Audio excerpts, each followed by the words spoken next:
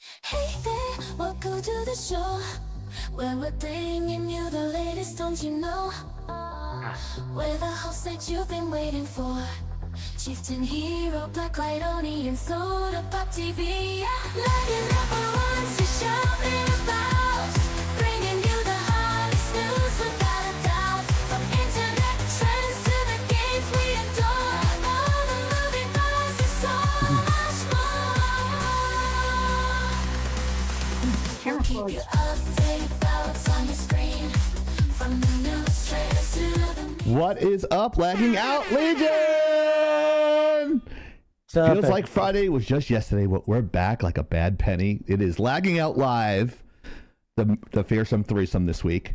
To my left is the very lovely Black Light Oni.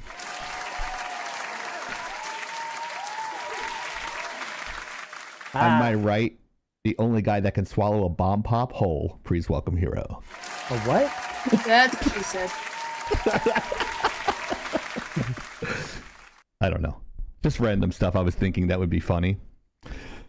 Or yet disturbing and yet uncomfortable. But yes. So without further ado, we have a lot of topics today, don't we, guys? We have a lot of shit that went down in gaming entertainment news. And a lot of weird stuff in pop culture as far as, you know, shows that are not really that fair, but first things first, let's get our PSA so we don't get sued. Attention.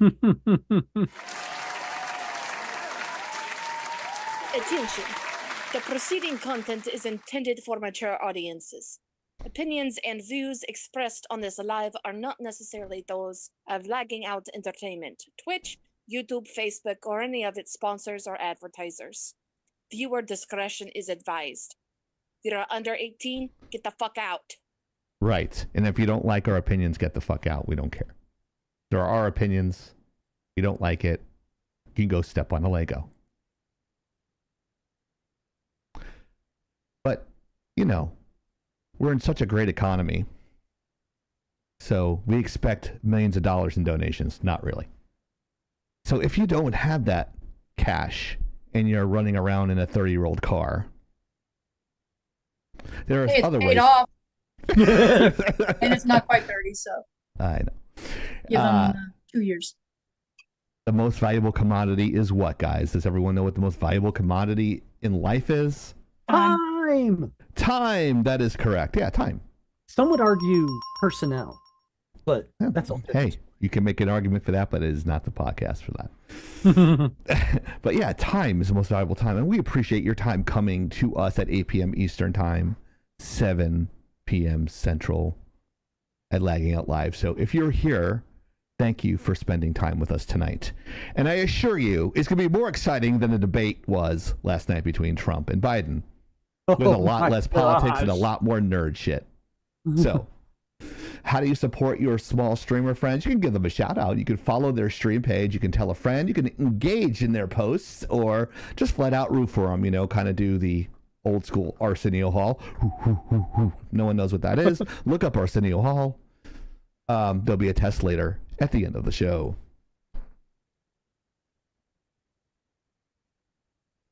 Botrix has correctly joined the channel. Yeah, it does that all the time. Okay. Hi, Mojo. How are you? If you want to find out all our social media links, I think this is the one for that. But this is, I think, the PayPal one. If you have expendable income and you would like to donate to us, you can do that via PayPal. Wow. PayPal. Might as well be. PayPal's a different channel. PayPal, you can do that, and it'll alert us in the chat, but there will be no alert. But we'll give you like plenty of like horns and shout outs and thank you verbally for that. We appreciate all you guys that are here. We are great, Mojo. I hope your mojo is in a good mojo today, and I hope Mr. Mojo is doing well as well, Miss Mojo. Our Discord has had a radical change this week, thanks to Hero the IT Guy doing a fantastic job. Well, thank you. Just know that you all contributed. Yeah, we all contributed. And nothing would have been done without y'all's blessing. That is true. That is true. So if you like to play games and do a bunch of stuff on there, that's what Discord Nitro is. And we actually, I think, are like a level 2 Nitro. These are all the people that help us to have Nitro in our server. Soda Pop, which is taking the night off, a well-deserved night off. Hypernova, the Mariner, Ezreal, Storm Wolfsong, Prophet, Tyrandeath, and Mirren Soul. Thank you guys. We appreciate you guys so much. What's that sound? Oh, that is the sound of our trivia question slide. Brought to you by Ferguson Brothers Cards. Check them out at fergusonbrothers.com, I think. Okay. So this is a hint of one of our topics today. So let's explore this. Batman debuted the comic in what year? 1939, 1949, or 1959? Now, I think back then it wasn't DC, it was Action Comics, if I'm not mistaken. Nope, there's two. Okay, so I know we'll talk about Superman that actually when the debuted in trivia Action drops. Comics. So We'll talk about that when we'll talk about trivia that in due time. Okay. Well, I stand corrected. I don't know a lot about comics. All I know is my mom threw out all my Batman comics when I was little. That's all I know. My dad had a similar experience. I had a lot of Batman and Spider-Man comics when I was little. I think my dad said there might have been some like classic Batman, there might have been some Marvel in there or something. Oh. So I'm like, oh, father, my heart weeps for you. Yeah, he's still upset by that. Mm-hmm. Yeah, it's very painful. Especially now that a lot of those classics are worth a lot. Yeah. And just the nostalgia. Right. I feel the same way because I bought, not really so much as comics are concerned, but I bought all the episode, I think, 1 toys from Star Wars, and I had the entire collection and donated it to charity. Oh. I was traveling all over the country, and they were in the shed, boxed up, and my mom's like, "You better come home and find a place to get rid of these." And I'm like, "I have no spot." It's like, "Well, then you got to get rid of them." And so I got rid of all my pod racers, Darth Mauls, all that, and it was. Oh no, he got thrown away again, just like Palpatine did. Mm-hmm. I had Darth Sidious. I had every single character. I bought everything, and now they're worth money. And I'm just like, I'm thinking to myself, I know the older toys are gonna be worth money, and my assumption was that the newer toys were so mass produced. I was gonna think it's like these ain't gonna be worth shit because they're so mass produced. Everyone's gonna have them, so I didn't think there was gonna be any value to them. So I got rid of them. Yeah, about that. Because as it turns out, I know we had this talk earlier. Hasbro doesn't keep molds of a lot of their toys for reasons. They don't even keep like the base model that it's all based off of. So whenever they do these new line toys that are based off of other ones, it's literally based off of the information that they can get a hold of to basically resculpt the entire thing. Mm-hmm. Yeah. Which back in the day it was Kenner for Star Wars, but now it's Hasbro. So not for much longer. Yeah, there's another hint for a topic. You guys can see the crawler right here. We have all our topics right there. In case you guys don't know what we're talking about, you're like, what are they talking about now? I'm wondering. Well, we have that little crawler, and the topic goes nice and slow because Chieftain reads very slowly. So I made it a very slow crawler, like because I don't read good. I gave my Wonder Woman collection to a friend of mine to hold on to, a first edition graphic novel that originally sold for 29 cents to say they are gone. Oh, and Hero goes, no. And then Oni types F in the chat, literally just writing F in the chat. So I still cry inside. Yeah, it just hurts, right? It just hurts. It doesn't hurt as much as watching Wonder Woman 1984 like I did last weekend, but it hurts. Why would you do that? I didn't have the remote and I didn't want to get up. I just wanted to chill and watch a bad movie, and Gal Gadot was up there and she's hot. So So, You know what? how much chill was there? there was no chill. It was a family that was over. Oh, and but your yeah. family has no chill.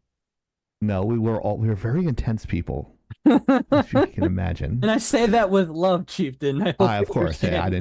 didn't take umbrage to that comment, hero. But I highly for- recommend not watching Wonder Woman 1984. I'll put it this way, it's just far too on the nose for what their intent is. I still haven't watched Wonder Woman, because you're not missing anything. Although I find Gal Gadot very attractive, and she looks hot in the Wonder Woman outfit. And but you know how that goes. Anyways, we're gonna start off with a topic that's been all over the news and all over the place. It's a guy who stole my look and made a lot more money. I should actually sue him for look infringement. But everybody knows, once again, Dr. Disrespect is in the news. Very unfortunate. Yes. Because I The know bad wig and $3 sunglasses. Guy is in trouble. Again. I'm Go gonna ahead. save the. I'll go ahead and take the lead on this, but I'm going of to course. save the creme de la creme for later in this topic, because I know Oni has quite a bit to say, and I just feel like savoring that is going to be beautiful. So it's like the toy in the cereal back in the day. It's like you want to save it for the end, you know. So how this came about, a little bit of history on this. About here we go. 4 years ago, Dr. Disrespect got banned off of Twitch. Yes. We need that graphic. Yeah, we totally do. So he got banned off of Twitch. No explanation, no justification, no reason, nothing publicized. They were just radio silent. Right. And when thank you, Mojo. You had more patience than me when it came to the cereal toys. Yes, I did. Because my mom's like, you're not getting a toy unless you finish the cereal, Joseph. So that was my household. And as Hero knows, you don't fuck with my mom. She's kind of scary. I like staying on her good side. She's a sweet lady. I also know what happens when she gets pissed. Yeah, now you know where I get my temper from. But back to the topic at hand. Let's reel it back in. All I can say is that went off, and it was in the news cycle perpetually, never ending. And all of the talking heads came out talking about it. And then you had people like Slasher or Rob whatever his name is, Rob Blaswell, whatever his name. He's used to be a video game journalist of some sort with a lot of like clout for God knows what reason. He was terrible. I don't know why. Right. He came out and was saying, I know the reason, but I'm not going to say anything because I need a news publication to publish my story and blah, blah, blah. But out of respect for the people involved, I'm not going to say anything. And everybody was like, well, you're just giving me a trust me, bro explanation with no evidence. So, no, I'm not going to trust you. And ever since then, he has been absolutely meaningless, and his career has ended since then. Basically, he still calls himself a journalist, but nobody pays attention to him. Anyways, that aside, kind of like me. What ended up happening is the most that was ever published or publicized about the banning event is that good old Dr. Disrespect came out and said, look, the situation is over. The matter is settled outside of court and all parties involved are satisfied. And that was all he said for 4 years. Never Right. talked about it since. And then out of nowhere, some fucking jackass that used to work for Twitch and was part of a band started dangling the treat out in front of everybody. Hey, if you come to my concert and you sell out my concert, I'll tell you why Dr. Disrespect got banned. Fucking skis ball. Wow. Which again tells me that this motherfucker has known for 4 years, but then didn't tell anybody. Now, fast forward a little bit further, and the dude drops the details, risking a lawsuit, amongst other things, and says that the reason that Dr. Disrespect got banned off of Twitch was because he was talking to a minor in Twitch DMs and everybody could read it in plain text, and he was trying to meet up with them at TwitchCon and yada, yada, yada, yada, yada. With, again, no evidence. Trust me, bro. Trust me. You did it. Trust me. Eventually, Dr. Disrespect gets fed up with it, and he actually says or releases a statement that details why. Well, I say details. It's still not a lot of details in his Twitter statement that there was a minor, there was a conversation with said minor, and then he goes on to say nothing illegal was done. And then he says, like, he edits the tweet like 3-4 times, and it comes out with, it amounts to, yes, there were conversations. Yes, they came up right against the line of inappropriateness. Nothing illegal was done. No pictures were exchanged, and we never met. And that's about the amount of what was said. Now, somebody gave the context. Yes, Mojo, basically. Yeah, right. That somebody added the context that this happened in 2017, which was 8 years ago. Around the same 2017. Yeah, that sounds about right. I don't know. I can't math well. It was around the same time that he admitted to cheating on his wife. So, yes, it sounds about right. Like, he hasn't openly done anything like that since, allegedly. So it makes sense that maybe he was, during the time that he was being a skis ball, that does kind of seem like that is probable. Now, yeah, since all of this is blown up, he's lost Right. all of his sponsors. He got banned off of YouTube, actually. Or, I'm sorry, Wow. demonetized off of YouTube. All of his friends have disavowed him, so apparently they're no longer friends. He's lost a lot of support, but overall, I don't know. It just, he's getting the public narrative is straight up calling him a PDF. P3DO, as they would say. He's yeah, that's about the summation of the news event. I'll just go with my current opinion is, I don't have him in as nice of a, painted in as nice of a light anymore. Puppy power Yes, attack. puppy attack. Ah, Aww. It's playtime, I guess. yes, it must be. Hi, Right. hi.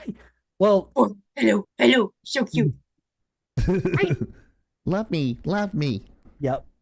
But Pet me, I just- Daddy. Pet me. I don't have him in as positive a light in my mind as I once did. Look, you just don't mess with kids. Leave the kids alone. Like, leave the kids alone. Now, Hey, teacher, my leave them kids alone. general thought is One, why did everybody sit on this for in excess of 7 or 8 years? Two, if anything, because apparently those conversations were in plain text and everybody at Twitch could read them. Why were no criminal charges brought or investigations done? Three, Because they want to make money. That's why. why did Twitch pay him out? Most contracts, I would almost venture to say, and this is a question for our good friend Grenner if he's available. My question The is, lawyer. yes, he's a lawyer. My question is, Esquire. or my statement is, most, if not all, contracts of this nature have a clause in them that state if there is criminal interference with your contract and you are at fault, we are not obligated to pay you. So why did they pay him out? Right. If there was no morality clause in there, then why did they pay him out? Because this is probably how the situation went. And I think Oni's going to hint around to it, so I'm going to yield to Oni because I think she's going to. You can go ahead first. Okay, I don't want to take a point away from you if this is a point that you're going to make. But Go ahead. Yeah. I'll just going to. Dying. I'll go ahead and I literally just lost it. I'm sorry. I'll go ahead and kind of leave off on that. Like, there's a lot of fishy stuff going on. There's a lot of people that I feel like are dirtbags because if this was such a big deal to them, why did they keep silent for 7-8 years? Right. Okay. Yeah. So can somebody type that question for Maya? I guess it'd be the morality clause question. No, dog. I just petted you. I don't even remember what the question was, so I don't know what. Okay. I'll look. You're overwhelming me, puppy. I'm petting you, but you keep scratching me for attention. Oh boy. This is why I usually keep the door closed. mm-hmm. So my question is, why did Twitch pay out Dr. Disrespect? Because most contracts, if not all contracts, if there are criminal actions involved in interfering with completion of said contract, the contract holder is not obligated to pay it out. So why did Twitch pay him out? To keep him quiet about something else. Which apparently from a lot of other people, they are saying that Twitch is fraught with those PDF files. And if they sat on it, that's illegal, right? Right. Without reporting it, because they were making so much money from him, they kept it quiet, kind of like what that dude did in Hollywood. Everything, it was like an open secret, but they kept it quiet because they were making a lot of money off of him, is my guess. But I don't know. Oni? So it got worse because in between Wednesday and today, Wednesdays are when we have our meetings for what we're going to cover on the show. Rough because, shit could happen on Thursday oh boy, did shit happen yesterday. Right. So audibles and stuff, yeah. do you remember how when this originally happened, an alleged Twitch employee was mentioning that if they were going to release information, they wanted protection from someone like Rolling Stone if they were to publish anything? Well, that happened.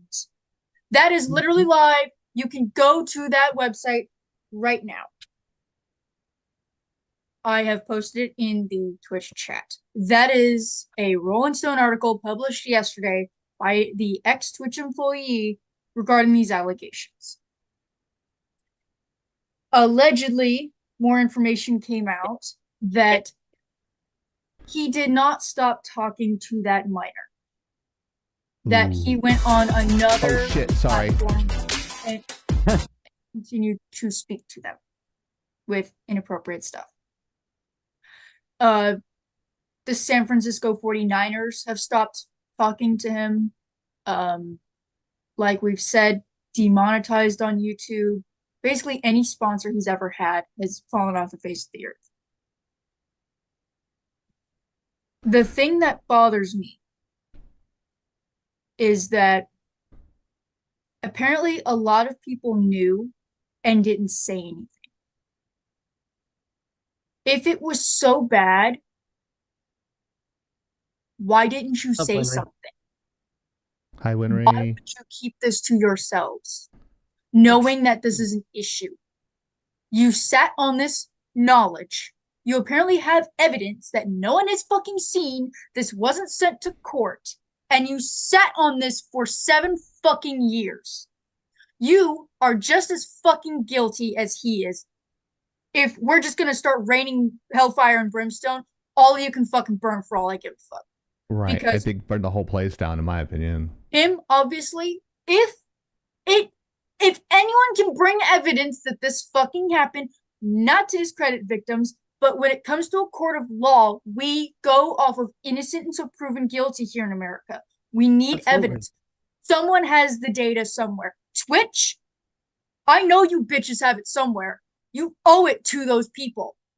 If it was so bad, you cut ties. If it was so bad, ex-employees are willing to spill the beans on this after being paid money, which we're going to get into in a moment. Why didn't you bring it up in the lawsuit? Why didn't you put this to literally any federal investigation? Right. Hell, I would even say go to the fucking ATF at that point. And I trust the ATF about as far as I can trust the IRS. Right. Somebody and go, look, this is information. This is all we've really got. We've cut ties with this individual, but this is the information that we've had so far. You're being waved at. So you didn't file a lawsuit, even though allegedly a minor was involved and victimized. Who gave the go-ahead on that? Then you've got former employees. I don't know how NDAs work or whatnot with Twitch or legal things with that shit. So why on earth are they willing to talk only after one of them says, if you give me enough money, I'll talk? So your loyalty can be bought. Good to know. You're just as scummy as Doc. And 2,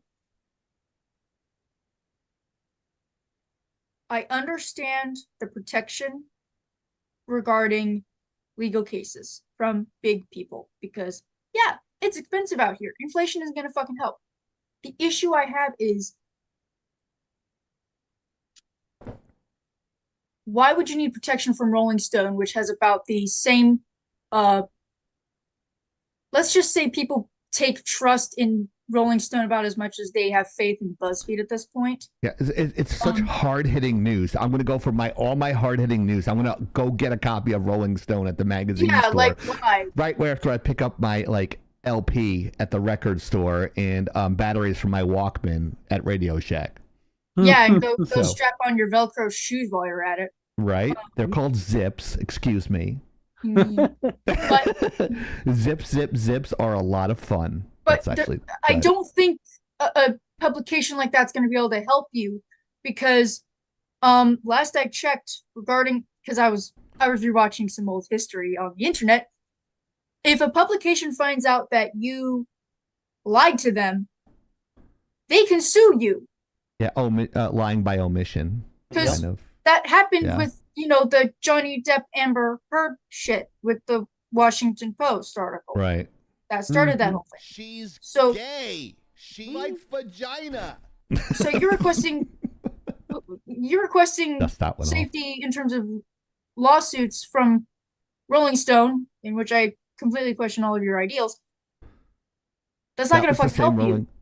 That's the same Rolling Stone that put the Boston Marathon bomber at the cover and made him look all sexy and attractive. That Rolling Stone you're referring to? Whichever one is the one that has the lips with the tongue coming out of it. Yeah. It's the same fucking one. Wow, I'm so shocked. So, I hate all of this. I hate hearing more about it because again, I don't have any evidence. I'm not seeing copies of texts. I'm not seeing any screen captures. I'm not seeing recordings of anything. But can they submit a, I don't know if it's called a FOIA request for that? To actually pull that data from a private entity, or do they have to do something as far as like subpoena that stuff? Well, what, I don't know what the law is for that. Well, a subpoena would be if you are being legally asked questions and requesting information. I think that would be discovery, right? Well, discovery is a little. It's a stage in a trial, not. But you would already be in trial if someone's going to trial if you're going to be subpoenaed. Yeah, you could ask for a Freedom of Information Act a request for. I think regular people can do that too. Yep. But let's just say not all companies really care about regular people. We'll tend to be surprised by this news. Shocker. But no one has released any text messages. No one's released any of the whispers or twitchy things or whatever. As far as we know, it didn't happen because that stuff's not being released yet, right? Here's the thing. At the end, I'm sorry, Oni. I'm going to try and add a little bit more. So I later found out after the being inundated by this in the news cycle, like overwhelmed to the extent of being overwhelmed. Apparently he did say that there were police investigations and into all of this stuff at one point and nothing came of it. There was nothing criminal was done according to their word. So again, no legal action was taken. This individual still has yet to come forward, to my knowledge. And yeah, I don't know. If this was as bad as what it's being made out to be, again, why did people sit on it? And why did nobody say shit? And that's there. I'm done. I have a prediction. They were making so much money from him, they'd rather just keep it secret. Now, in the long run, they might be losing money on this because they were withholding a potential criminal act. We're just assuming at this point, allegedly, right? So just to protect ourselves there. That is like, oh, we're making a lot of money from this guy. Let's just keep it under wraps. But they banned him, so they would immediately stop making money from him. Right? And because then they had to pay out his contract in full. Someone leaked it, Hero. That's why they just dumped him. So it was secret. I'm going to reveal what really happened. Oh, I believe this guy said that this really happened. Dump him. Dump respect. So it was a sequence of things. So does that make sense? The line of action there is, we'll keep it secret. This guy exposed them. Twitch fired him because they found out. I'm more leaning, not saying allegedly. Yeah, I'm not saying that I disagree with you entirely. It's just I follow your logic.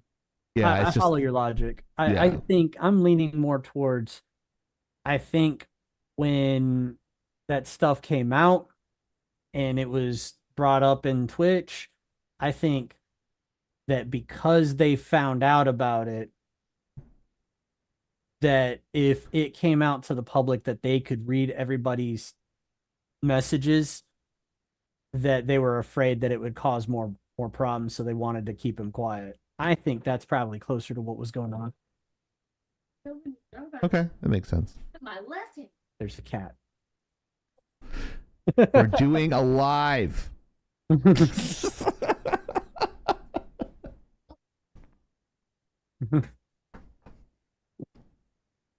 Yes, he's your cat. Ow. Who's that skinny lady behind you? I'm not stopping her. She's so proud of both putting her pickle jar on her own. And now she's going to take lady the cat behind again. you. Who's that skinny lady behind you? Who's that skinny lady behind me? Chieftain, if you want to try to fight her, No, I'm giving her a compliment. That's a compliment. No, you were acting like you wanted to try to stop her from getting a cat. Look, Oh, I was just teasing. let I me was at just least sell teasing. tickets first, then we could afford your funeral and we could, fund ourselves. I haven't. I don't think I have enough for my funeral. Just a cremation, and I got to give Hero all the passwords. So. And Hero, just one thing. When you go to my computer, just erase all my history and delete the pictures that say me on them. No, that's going to the slideshow for your funeral, my dude. Oh my God! Oh It better God. not. I'm not having a funeral. Huh? Just throw. Well, throw you don't my get a ashes choice in- because you're gonna be dead. So I just throw my ashes in the garbage. It's fine. no. I'm good. We'll sprinkle him over at EA's facilities. Sprinkle it at oh, not Treyarch, but the other place. Infinity Ward is like Chieftain ended up being a camper. Just Would you like me to sprinkle it in the shape of a dick by any chance? as a middle, like sprinkle it in a animated emoji of a middle finger. If you can do that for me. That can be. Yeah, can be we could do arranged. that. We could put a stencil on the ground and just put a middle finger. Yes, in there. yes.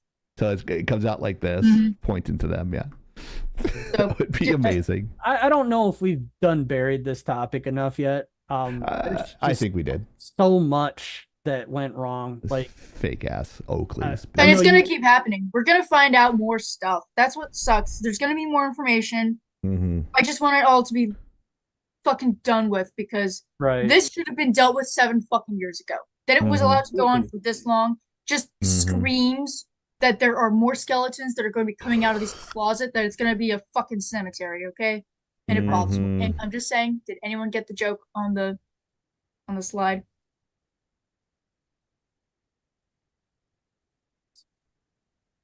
Caught red-handed. Yeah. Okay. I mean, I Yeah. understand we don't technically have evidence, but you know, I'm gonna be honest. I think he's still skeezy, but I'm just not completely convinced that he's a criminal yet because the lack of Take care, Actinova. Be safe. be Nova's safe got a girlfriend apparently. Okay. Congratulations. and make sure you bring safety. Anyways, Double wrap it. there's how do I word this?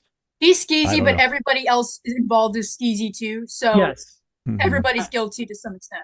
The other thing I want to add to that is there are casualties by third and fourth order of effect. Like Nick Merckx and Tim the Tatman have caught so much blowback because they were his internet personality friends. Like they were playing games with him, they were friendly with him, and also How the hell are they supposed to know that shit though? yeah, I just don't think that like they made the public statement of, hey, look, I'm not with that shit. They've completely disavowed him. Yeah, Midnight Society, the company that he co-founded, freaking ditched him. And then How on does that happen? You co-founded something and then you get. Well, iced? it happened with the Try Guys. I'd say board of directors.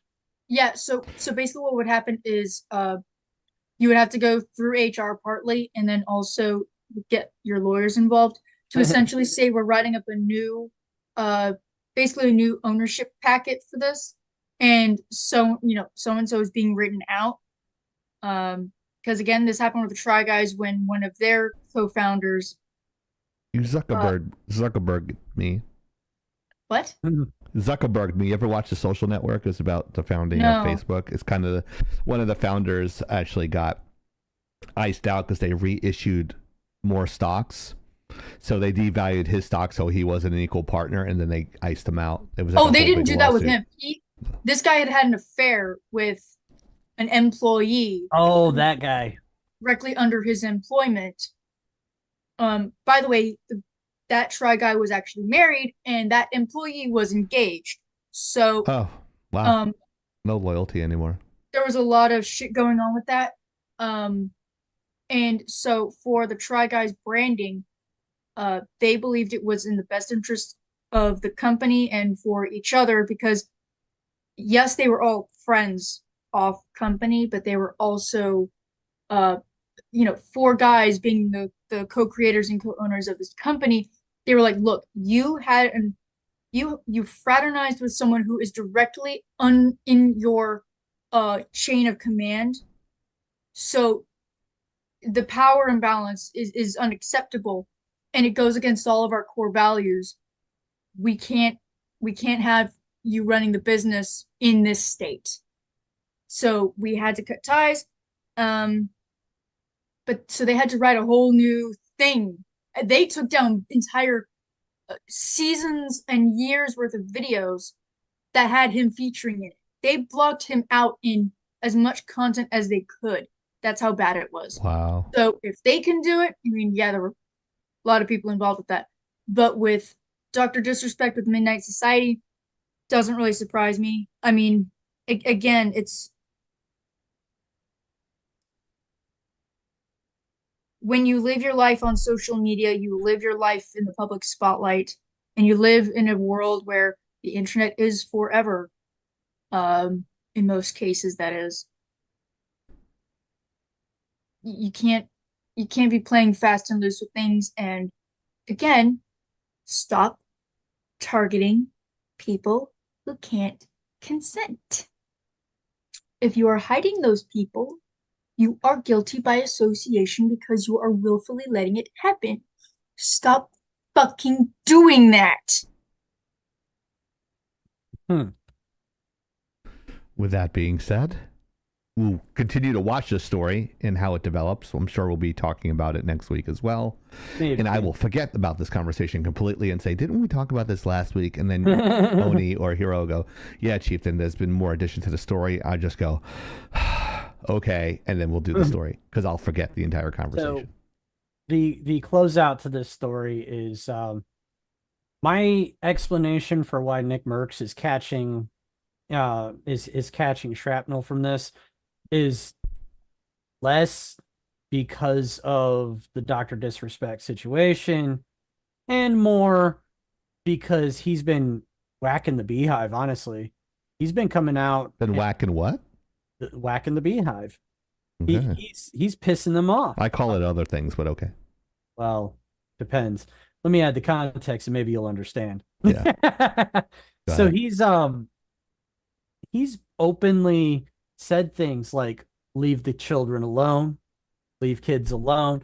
He's even gone as far as to say things openly against the trans community, which when you do that online, I'll say it outright. Dudes with boobs. Everybody's entitled to their own opinions. Yep. When you start publicizing your opinion, you open yourself up to criticism. And he's doing it intentionally. And because he's openly talking against the trans community, they want him canceled harder than they want Dr. Disrespect canceled. They're using this as leverage to attack him. Less than 1% of the population is going to dictate what the rest of the population is going to do. Get fucked. You should have a voice, but some people shouldn't have voices. But not to the extent where, oh, you can't have an opinion. Hate to break it to you guys, everybody. Hate speech is protected speech. You might not like it, but it's too fucking bad. If you don't want to hear it, change the channel. So, no, hang on. I want to go back to something. Okay. Okay, a guy is purposely kicking in the hornet's nest. Right. I understand he's hurt, he's upset, and he's definitely in a mode of Let the world burn. self-destruction. I understand. I do. Yeah. So before you carry on with that, these statements that Nick Merckx has made, Yeah. the initial statements were more than a year ago. With the leave the kids alone statement, and then Right. he made Why some statements about Context. Yes. he made some statements about or against the trans community probably about a month or two ago. And then Well- this whole story dropped. But you said they want to cancel him for the trans comments, Yeah. not for. This They is don't think my they want to my cancel him for theory. trans stuff more than they want to cancel Dr. Disrespect. Yes. Because that's what you said. Hang on. Yes. Yes, correct. Dr. Disrespect is alleged to have had inappropriate messaging with a minor. Mm-hmm. A dude, no offense, I don't know you, okay, Dudes with boobs. has an opinion regarding transgendered individuals. Yes. And they think the lesser of two evils is Dr. Disrespect. This is the way it appears to me. They're going after him harder than they're going after Dr. Disrespect. You said hard.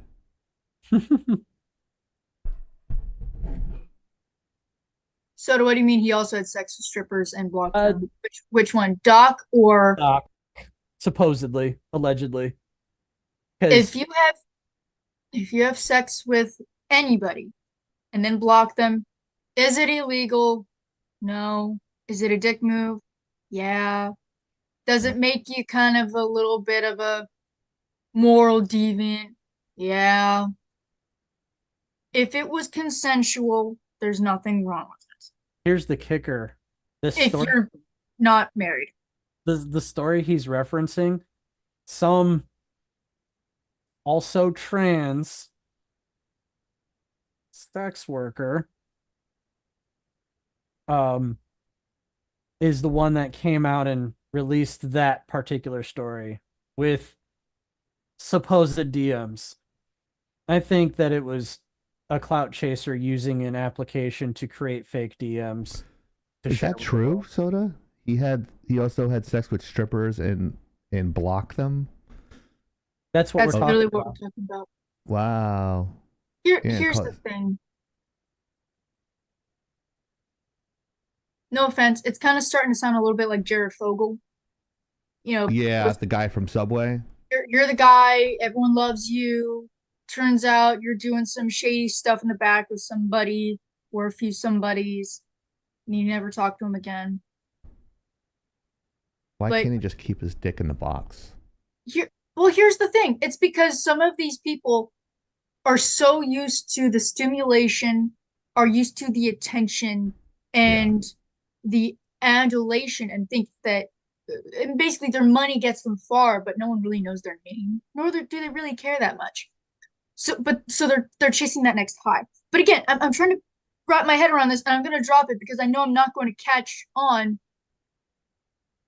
Dr. Disrespect is somehow not as bad, or somehow not as bad as someone who just doesn't like transgendered individuals or doesn't agree with the ideology. Look, I'm not saying the guy's right or wrong. In my opinion, not my business. What you do for your personal life, don't care. I will respect you regardless of who, what, when, where, why, or how. Until you start doing criminal things like messing with children. That's where I draw the line. Then you better hope and pray I never fucking find out. Because I can't not unhear that. I can't not know that. But anything else? As far as I'm aware of, we are cool as fuck. But somehow, guy with an opinion is worse than guy who has allegations against kids. Just saying, it doesn't really make your stance look really good or your movement look very good. Because, need we remind you, it's June, it's Pride Month, it's also Men's Mental Health Awareness Month. And just a few years ago, there was talking about why the fuck we have maps in these spaces. So I'm now going to carefully step away from it because I am so sick of everything involved with this story. Everyone, as far as I'm aware of, can fucking burn. So, to put the end cap on this story, because we've gone on quite a bit on this one. there was another supposed former Twitch employee that publicly came out and used a lot of veiled descriptions. It wasn't very specific in what they said, but they said that Twitch was allowing this type of behavior all across their platform, supposedly. And said that the whole time that the Twitch messaging system was there, that he, she, or they, whatever they were part of the team that was overseeing and investigating these messages and submitting these messages up. Said that they'd seen so many things that they wish they had never seen. They knew so many things they wish they did not know. And that this type of behavior that Doc is accused of and also admitted to was all over the platform. And that Twitch was just letting it happen. So take that with a grain of salt. Believe it or don't. This is information that's out there on X, Twitter, whatever you want to call it. And I hate twattering. There's your little bow on this topic, guys. It's a skeezy topic. No criminal charges were brought against the man. Apparently law enforcement was involved and did not find anything criminal. Soda said guys at Twitch who read the DMs have NDAs. So yeah, but you're still obligated to report criminal activity, especially that type.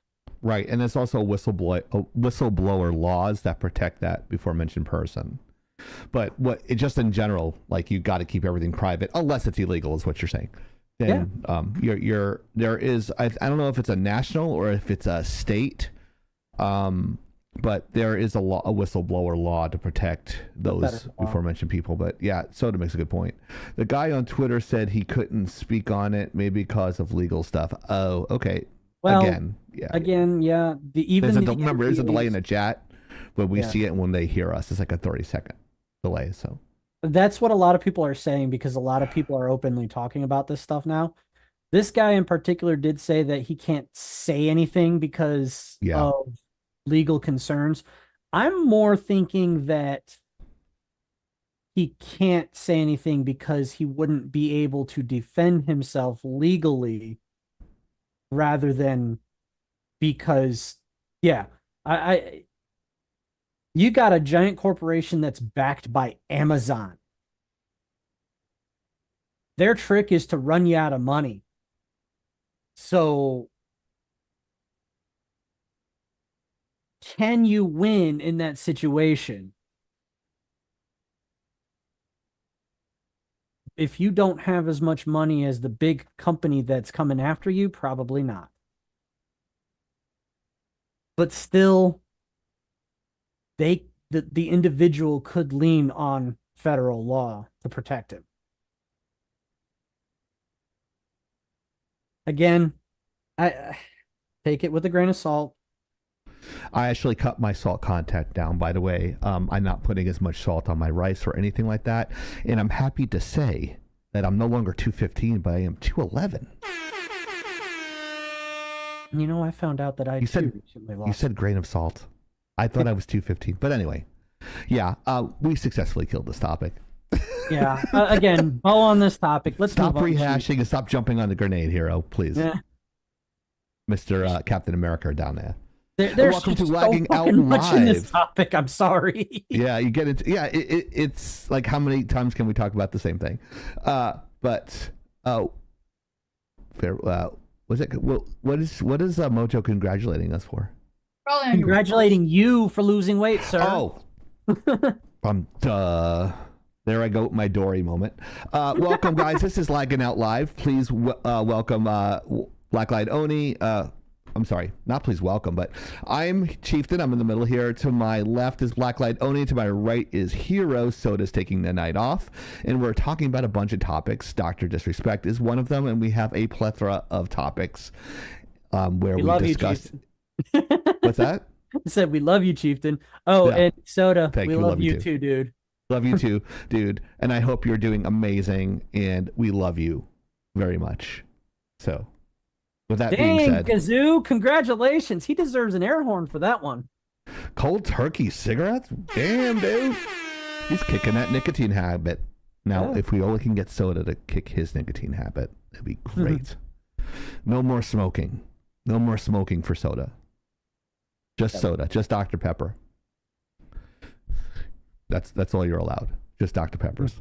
You can do it, man. Soda, I know you can do it. We love you too. We want you to be around for at least another 15 years, so stop smoking. We don't want you to get COPD. It's not a good way to go. I can tell you that from experiencing it with a couple of loved family members. My grandmother, my father's father, died of emphysema. So he's calling you. What's that? Who said God hates quitters? I said God hates quitters. Oh yeah. You said last time, like, yeah, I love it how he like deducts the blame from him not quitting smoking for me making a joke saying God doesn't like quitters. The same God that he makes fun of that says God was a street magician and starts saying blasphemous material to me. This is the same Soda, right? Thank you for the 100. Appreciate it. Appreciate you. But yeah, it's all tongue in cheek. I quit every time, but I quit every time I put one out. Mark Twain. That's funny. Yeah. That's funny. Mark Twain or Samuel Clemens. He was a character. Yes, he was. Very creative. All right. So don't forget to check us out on TikTok. I swear I'll start posting soon when I am out of my grieving stage and my anxiety kind of subsides. Every time I jump on my computer, I have anxiety. Like I have to do all this stuff and then I freeze. But make sure you check us out. We have like funny ass content. That's what it's called. Words are hard. So we want to make sure. Oh, you're welcome, Mojo. I am a bottomless pit of useless knowledge, as Hero mentioned the other day when I mentioned a movie off the top of my head. I think it was Bull Durham or A League of Their Own or something with Kevin Costner. And he's like, how the fuck do you, he's like, you have an encyclopedic knowledge. I just know what I know. It just pops in my head. And just as quickly as it pops into my head, it just disappears, folks. It's just the way it is. So our next topic here is a camper's corner. So let's roll that beautiful bean footage. So if I can find it. Push the button. Yeah. Push the button. Yay. It's in different areas with different shots. So here it is.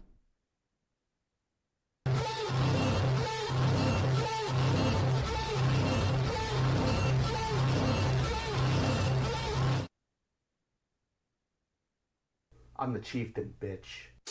Campers.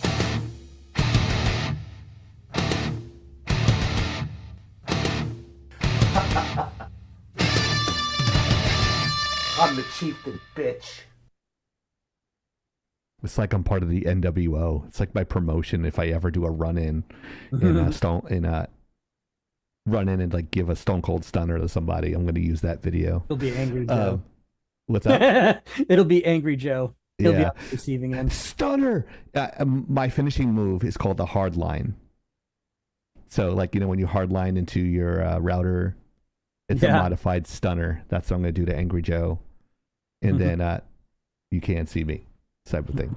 But yeah, I saw this article as I was trolling on Facebook and yelling at Red Sox fans this week because the Yankees have been losing a lot and the Orioles fans are coming out of the thing. But I was like, a bunch of these baseball sites. But anyway, this popped up. Unreal Engine, the game engine that we all know and love, has this really great animation update. I'm really excited about it. I saw this. I'm like, wow, this is most impressive. The Unreal Engine animation sample project, which is, it's really revolutionizing the way characters move. As when we play video games, we know like the characters just, they just stop on a dime and they can cut back and forth, and there's no realism there. It's like you can stop and run left and run right. Here, the sample is just completely amazing, and I did it twice. I did it twice. Yeah. I'm trying to set up the video as I'm talking to you guys, and it's on Facebook. I couldn't download it, but I'll set up the clip where you will see this animation, and there's a lot of principles of animation in there. As animators, there's the 12 rules of animation that was established by the 9 old men of Disney after 1937 Snow White, yada yada yada. So here it's just like they're using like real-time physics, which is really great. And this is just a sample of it. I'm gonna kill the music because it's crazy fucking loud, but I want you guys to concentrate on how the character stops. It stops and cuts and jumps over things, and really look at how it actually moves almost like a real person. So let's just take a look real quick, and then we'll go to all the other hosts for their opinion and whether they like it or not. So we have this character stop and cut the other way. You can see how that other leg, they step off that foot and they can cut direction. When they jump in the air, they're balancing themselves out. There's a good weight distribution here. It just looks like there's some real weight to the characters. It's just, as an animator with that degree that I have, I find it amazing that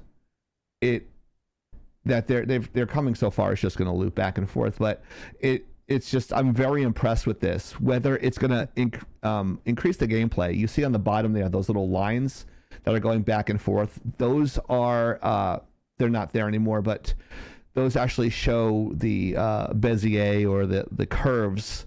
When something stops, it actually slows down and kind of bounces back a little bit. That's one of those principles of animation that they use that a lot of video games don't have, because some people argue that it kind of, they want the character to stop and be able to move and cut that other way. They don't want that follow through there in weight distribution, but aesthetically it looks very, very beautiful. What do you guys think? I think this looks awesome. I mean, right.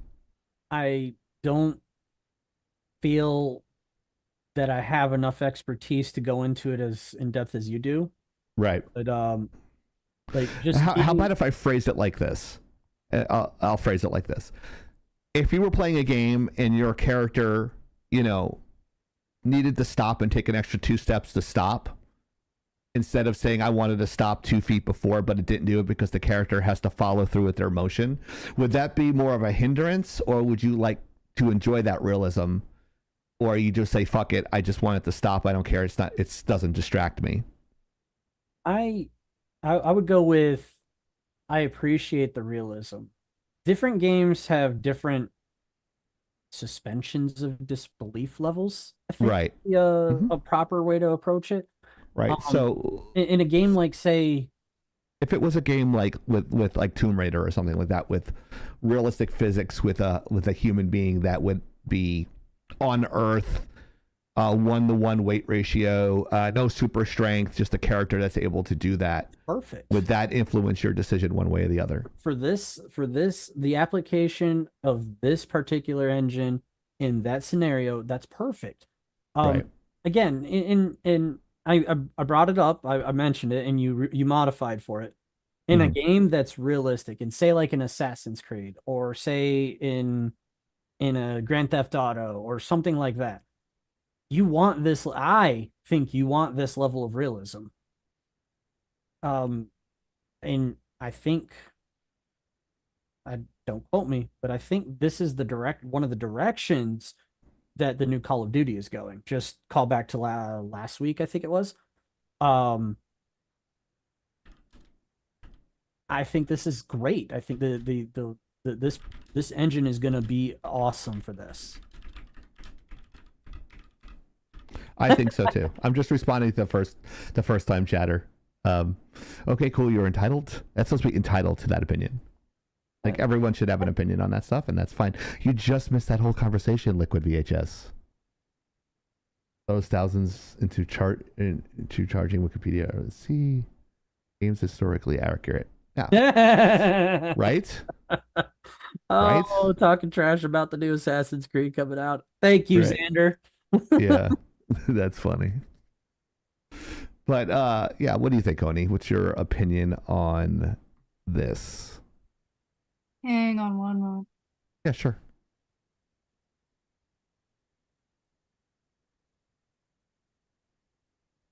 Oh, there was a Wikipedia war on that, Xander, and we didn't cover that when it happened. It was They can't keep on re-editing. that was an entire shit show that we covered. Yeah.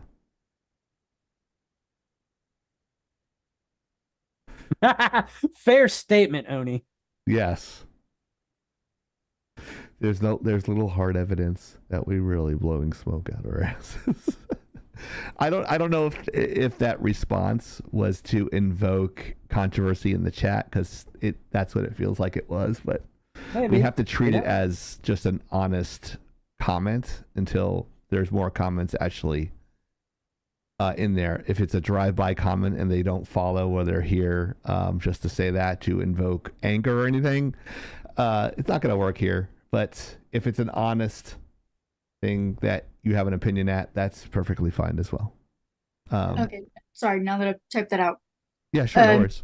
Several of the games that I play, I feel like already have this kind of stuff going on in them. Where they have to finish the action before you can just go and... What? I didn't disrespect her. He's not disrespecting me.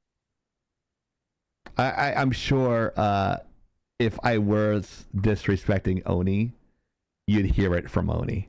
Absolutely. I appreciate you looking out for me, but yeah, we appreciate that. When I go to check, I tend to check excessively hard, which has caused problems before. But yeah. Anyways, I feel like a lot of the games I've played already have you have to finish the motion before you can start the next one, which has caused issues in video games for me, because I don't think this will be popular with everybody. Right. I don't think it'll be popular for every game, because I don't think this will be suited for every game. If you're looking for a parkour game, if you're looking for a combat accurate game, yes, this would be a great tool if you don't have something in-house that you use already that's like proprietary and all that. If you're looking for a game that is meant to literally defy the laws of physics, it's a 2D platformer, this is definitely not your software. And that's totally okay. I think for what a lot of gamers are looking for, or looking into, or looking forward to, such as the new Call of Duty Black Ops 6, such as, like you said, Tomb Raider, the new Doom, which I would assume they have their own proprietary stuff, but I also don't recall this being an issue in 2016. I didn't play Eternal, so I can't speak on that. Right. You already had this kind of thing going on, but now that it's going to be more readily available, a lot more indie developers could probably have a lot more fun with this, instead of having to start from scratch with their own walking animations or jumping animations. It's already rigged into this. So yeah, which I love, because I hate rigging characters. And when you have that job, you're called a rigger, and that's really close to another word that you're not supposed to say. So I'm glad I didn't pick that discipline. But rigging is a whole like mathematical thing, Oni. It's just like, it's like putting a puppet together, and it just like making the fingers and stuff. Like if your hand does this, like if you hit your pinky, you see how my other fingers move when I'm just moving my pinky? You have to like initiate that with the puppetry there, and it's a real giant pain in the ass. Yeah, it's like there's a lot of fixes. I'm sorry, go ahead. Your other fingers move when you move your pinky? Yeah, try moving your pinky without See how your other fingers move slightly? Twitch. Well, it's movement, but they don't. You're just talking about the realistic dexterity based on. Yeah. Right. There's no way I can move my pinky without my fingers moving a little bit. See how like they're all those ligaments are kind of conjoined unless unless you are double jointed. I've seen some people do some wild shit, but for the most part, you have that. Like I believe me when I tell you this, it does happen, and it's a bit of a pain in the ass when you're an animator. Like you don't have to set your rig like that. I mean, unless you're doing something that's really close up, but mostly you just have the rigs and the fingers here, and you could just use a rotate tool. Select this joint, and this joint, and hit rotate, and roll the finger. But if you're using your pinky and or you're making a fist, not all your fingers come down at the same time. So you have some follow through. See how my hand comes down and my thumb covers? Not everything happens. The whole study of motion is not having things happen at the same time, adding that element of realism. I mean, that's how your body works. So, like, you never actually, when you see somebody standing still in a game, they're not really standing. It's a moving hold. So you have like a little bit of a sway. Well, nowadays, nowadays. Yeah, like even if you're standing at attention, like it gets tiring after a while when you're in the military, right? Well, like it's like yeah. So like you're not just that. It's because the earth is physically moving, so your body is minutely adjusting to that. And also because you might have locked your knees and you have bad blood pressure or something going on. Right. And it's also gravity as well. So your body's in a constant state of balance. So your body's always adjusting a little bit each time. Yes, gravity is involved, yes. But also with that gravity, your body's reacting to that before I mentioned gravity and always like moving and stretching and getting it there. But you can't really stay straight. And with this type of animation, I'm sorry if I'm going into over detail, Oni. I apologize. I'm reading the chat. Oh yeah.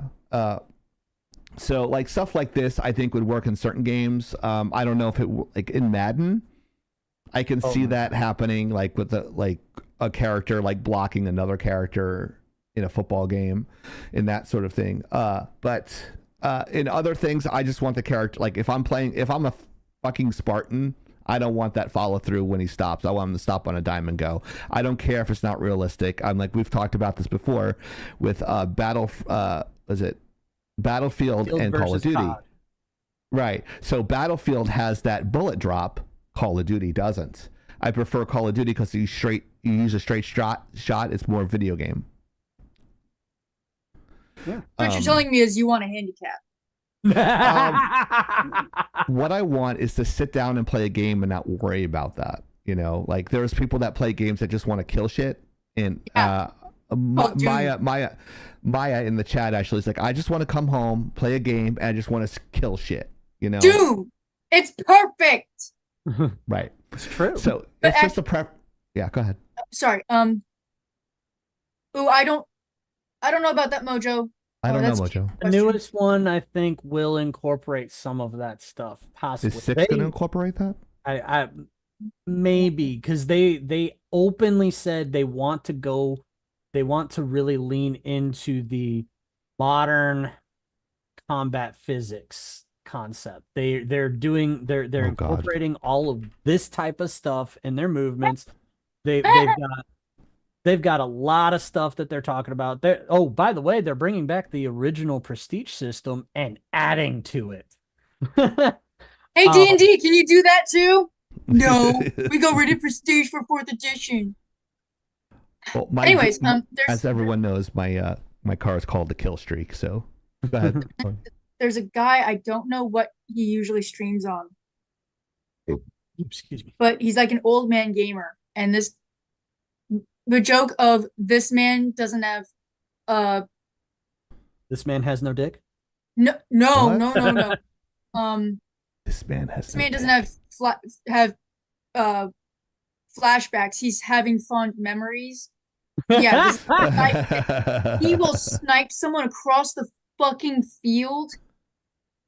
I mean, like, he can't identify the person as a person. It's like barely a silhouette, a head above or behind or beyond something, and he fucking gets them. It's great. You ever watch Tactical Grandma? You ever hear of Tactical Grandma? Oh my God, I've seen Oh, I her. think I have. We reacted to her. She's fucking amazing, bro. No, some of these people, I mean, like,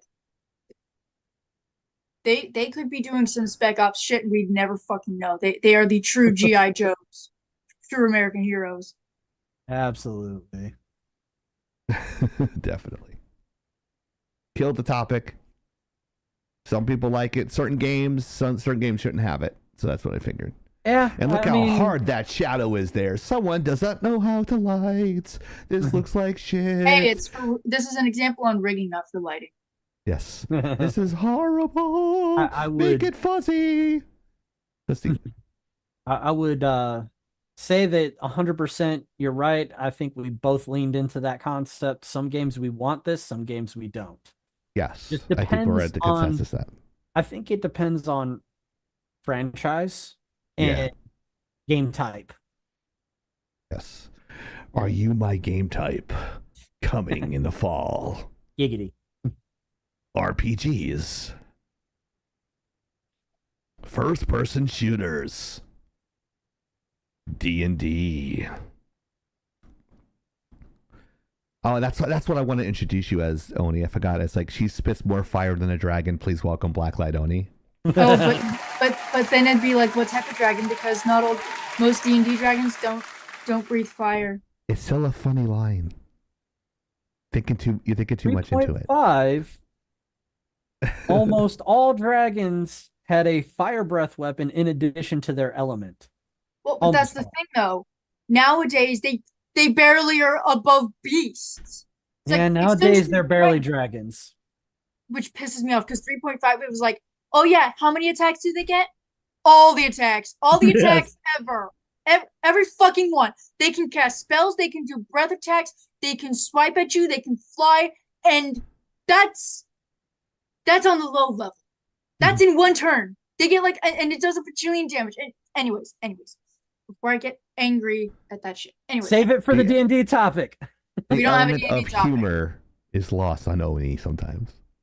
Actually, I tried to make a Technically great. I tried to give you a great compliment that incorporated D&D.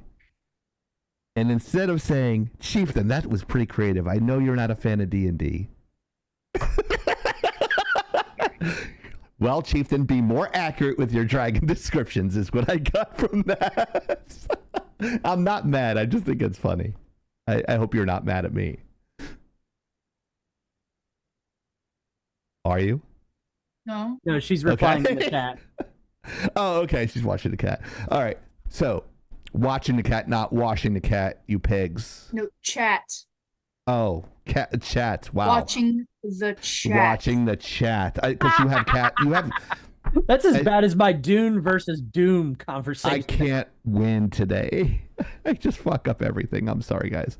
So now our next topic is Pokemon versus Pal World.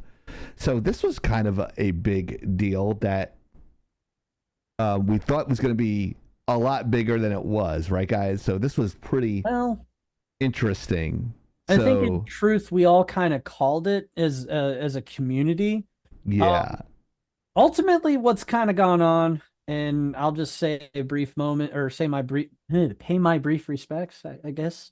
Pal World's developers have come out and stated that nothing ever came of their lawsuit threat, coming from the Pokemon company / Niantic / Nintendo / well, there's like 3 giant companies or 4 giant companies involved Game in Freak. Pokemon now. Yep, Game Freak. So nothing came of it. And well, as of right now, Pal World has kind of tapered off quite a bit. Their numbers are still pretty strong, but I think as the developers predicted, they openly said, hey, when you finish the content that we released, go on, play other games. You don't have to stick around. We'll be releasing more content and you can come back then. And that's kind of where the state of Pal World is at the moment. Floor open, my friends. Stay thirsty, my friends. This is a great idea. Can we expand upon this in our game development department of Lagging Out, and come up with this so and like make it like really crazy? Like we could make it called instead of Battlefront, we could call it Battle Frontal, and have like a bunch of like stormtroopers, but they're all females in bikinis or something, and have the same and have the same like physics as Battlefront, and instead of shooting lasers, it's just like paintballs or something, and like they have the green lasers, and the other ones are the not the rebels, but we can call them something else like Yankees or something instead of rebels and Yankees, kind of like play on the Civil War, and do this whole thing and completely rip off Star Wars, but change it in a way so that way they can't sue us. Let's do it. Let's fucking do it. Let's fucking go. Let's do it, man. So this is what it feels like with me. It's like it's so close, but yet so far. It's just a little bit away, and then they couldn't win. They're like, nah, fuck you. We're making a lot of money. Yeah, I mean, I thought it was great. I find it fascinating. I kind of said this before, like looking at everything that they had, that they brought to the table. I was like, yeah, it's close, but it's not that close. There's enough of a difference. I don't think, and I said it, I don't think they're going to have a case. They ran through their legal department, which apparently is pretty good. And apparently their main office is like down the street from Nintendo's headquarters in Japan. Wow. That's a giant fuck you moment right there, isn't it? Yeah. It's like, yeah, we're in your backyard, motherfuckers, and we're making a lot of money on this, and you can eat a bag of dicks. Which is one of our Pal World characters. He throws a bag of dicks at you. Like honestly, my thought on this is like they did it the right way. Right. And their business model is, yes, window art wars. Their business model is pretty amazing. There you go. They have interns, and their interns, they hire like they're like out of high school. They did like art contests and stuff and they hired people right off of social media wow, like high schoolers that were interested, like those Instagram emails we get all the time, like no, you need a graphic designer, and then I say we have graphic designers, and then they say our work sucks. I'm like, we have like 3 master's degrees with the creative department, so maybe your stuff shouldn't look like fucking Fiverr. Those are the people they got. No, they actually had like skill. They did like art contests and stuff, is my understanding, and they did like they posted on social media saying, hey, we're looking for, join this contest so we can evaluate your work, kind of thing. Yeah, I was always like, can I tell you something about that really quick? I won't make the story too fast, but it's a cop-out in ways when companies, like, because they're looking for free work, that's what they do. Instead of just paying someone, it's like, submit your stuff for the next cover of our video game, and then they like, oh, here's like $500, there you go, and that's it. But this seems like a little bit different. Like, oh, like, send us a sample of your work and we'll hire you. So that's like, it's a little bit of a twist on it, but they're actually backing it up with a real paycheck, which is, I find them fascinating. Yeah, I don't know all the details of that, but like I was when the whole Pal World thing broke on the scene, I don't know, maybe it was ADHD. I was hyper focused on information about it because to me, Pal World did Pokemon better to a degree. It's a completely different game, but they created a full 3D world with the concept that Pokemon pushes, and you have exploration, you have survival tactics, and all kinds of stuff. It just really intrigued me. Right. But Oni, please, thoughts. I'm sorry. Yes. No, you're good. I mean, I'm glad nothing happened. I hope that doesn't mean Nintendo is suddenly gonna hop on the bandwagon to see what they could do if they just haven't for whatever reason. I doubt that. I'm just putting out theories. Right. I think it's good because it means that people can still parody video games. Mm-hmm. It means we still have the ability to take the piss out of things especially when they're not done out of malice, and just have fun with it, okay? Pokemon is still going to be making bank every fucking time. Mm-hmm. Pal World just wanted to have a more aggressive take on it, but they were not infringing on the ability for Pokemon to make money. They were not stealing assets. It just Right. to look very, very, very similar in certain ways. So I am glad, especially for the developers of Pal World and those involved in that company, that nothing seems to have happened and they can just keep chugging along, doing what they've been doing, which is memes. I appreciate that. Yeah, definitely. And The best problem is a problem that doesn't happen. Right. And I will say that I still think that if Pal World keeps it up, if the Pal company keeps going and keeps bringing in the attention, bringing in the player base, I still think that they are going to force Pokemon to do what I feel like a lot of Pokemon fans have wanted for a long time, which is more environment immersion than they already do.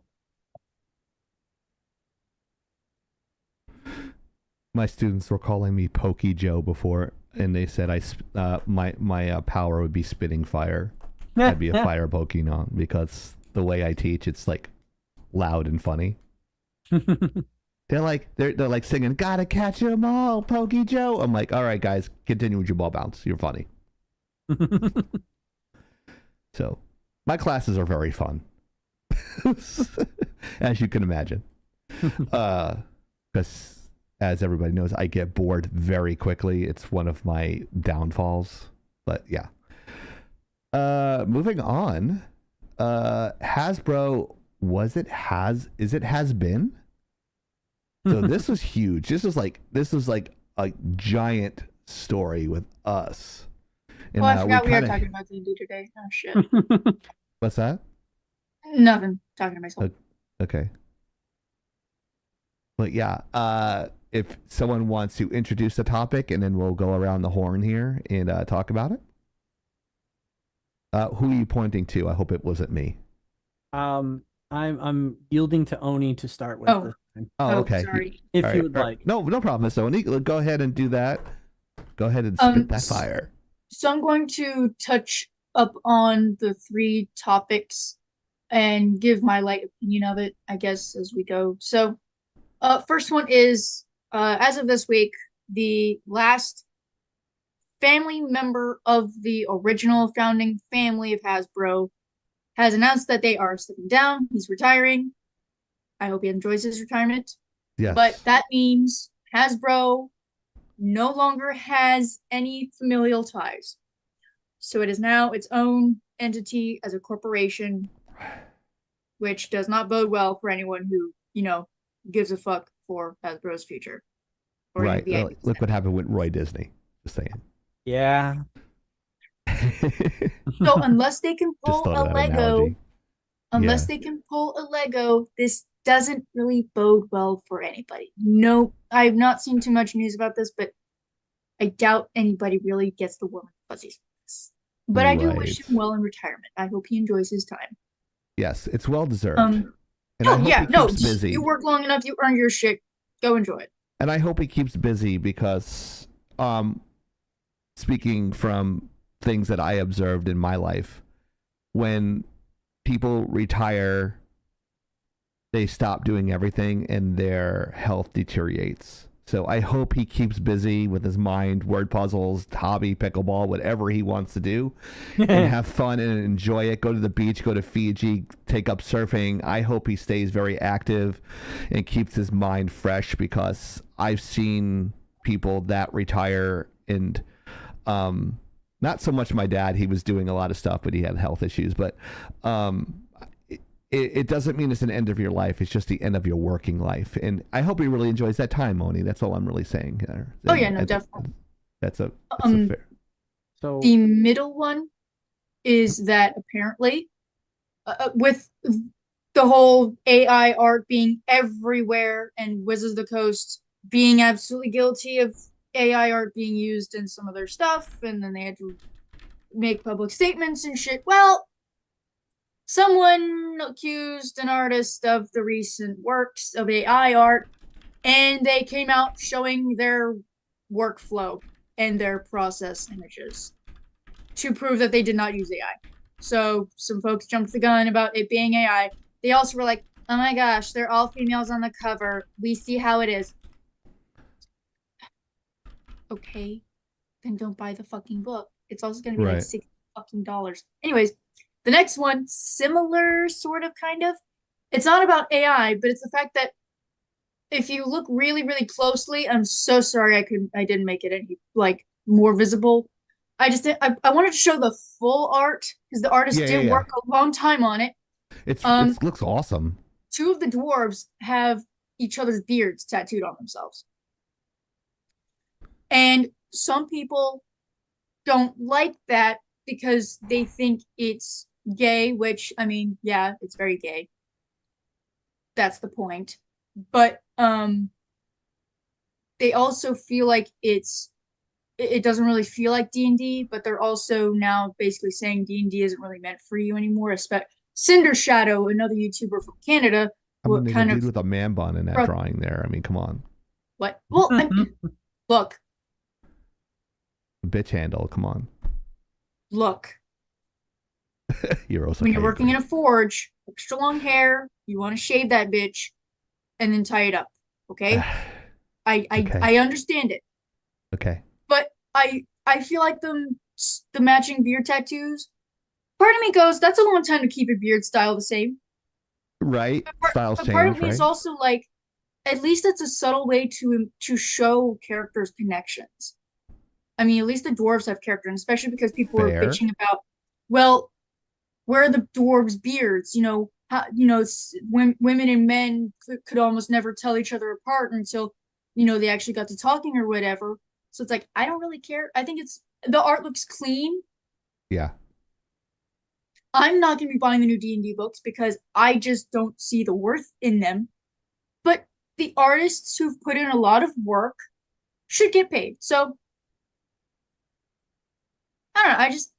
It seemed like a lot of complaint over really no big deal to me. Maybe that's because, you know, I'm brainwashed. Maybe it's because I come from the most gay branch of the military, so I really don't give a fuck. If I'm so worried about other people's sexualities or lack thereof, I probably have too much time on my hands, or I'm really insecure about something. So there's that. Yes. I've had it. That's so kind of the been news. Why isn't there no alerts in our chat? That's interesting. It turns it off. Yeah, it looks it like does that stupid shit all the time, and I have to go into the website every few weeks and turn it back on. I don't know why. So there was one little bit that we missed. And I don't. Sorry. No, that's fine. It's nothing to stress about. I'm gonna fix that as you guys are talking. I got the context. So also, apparently, original D&D creators and campaign setting creators actually have been coming out and talking trash and spitting fire at WotC. Everyone's saying spitting fire now. I have initiated it. Yep. It is say Dragonlance, some people at Forgotten Realms, some people with Greyhawk have all come out, and like at least one from each. I know there's more. Margaret Wise of Dragonlance is one of them, and I can't remember the guy's name, but let's see.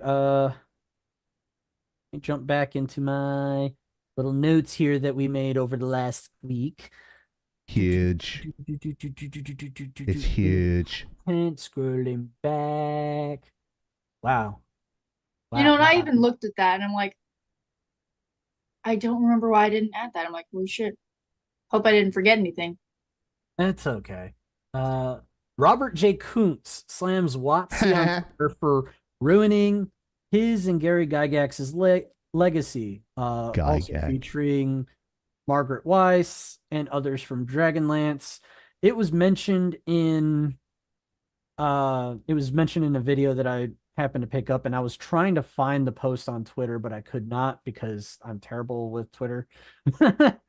But he posted a huge long post talking about how D&D was founded on inclusivity, and then he started drawing parallels of current Wizards of the Coast's behavior that were literally saying that the original creators of Dungeons and Dragons were far right crazies in flyover states back in the 70s and 80s. And he was drawing a parallel of WotC to the Satanic Panic.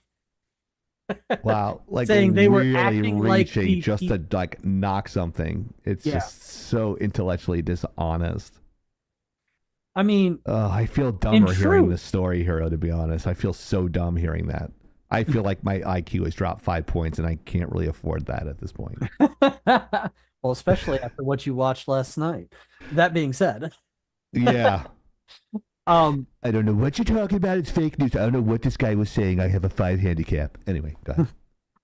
so this entire thing, these people are just openly coming out when apparently they were trying to be nice about it before. Yeah. Robert J. Kuntz said that this is absolutely insane. You guys are acting like the Satanic Panic back in the day. It's just the topic that you're panicking about is different. We were always diverse and inclusive. And it's just wild to me because he's basically making the same point that I've always made.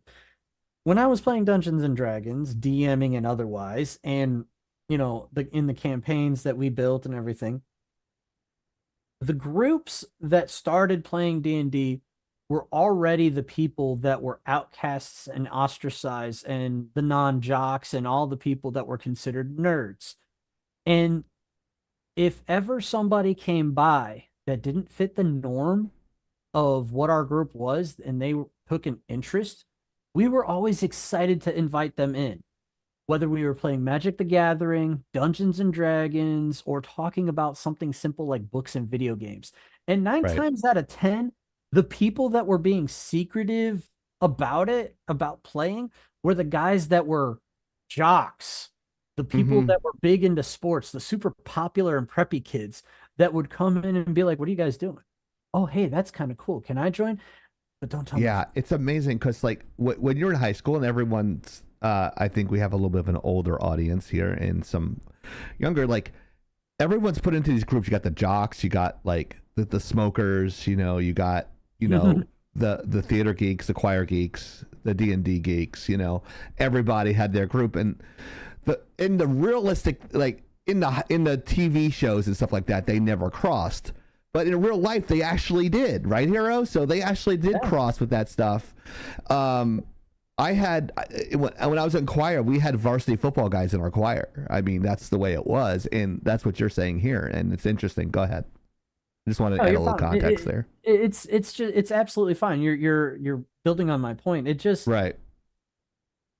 And boy, howdy, if it was a nerd group of guys and a pretty girl came up and took interest, oh yeah, absolutely. We're like, hell yeah, you could join us. Like, hell yeah. What? It's like, oh, female gamer, Call of Duty. Oh, hell yeah. That's how I met Zombie Killer. I mean, oh, female gamer. Oh, let's play. That's how it was. But yeah, it's just it's very inclusive, especially if you're a female in that, because all this craziness, pretty male dominated. Isn't that safe to say, Oni? It's a lot more guys play D&D than girls back then. I mean, yes, but the thing is that you're asking it as if I'm saying, did I get a lot of male attention? No, I was asking whether just not whether male attention. I was just talking about just the gender differential in the. Well, it's always going to be that way because of the type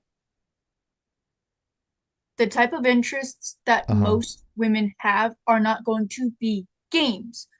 That is not to say girls don't have interest. It's that they're going to be stimulated by different things. And That's okay.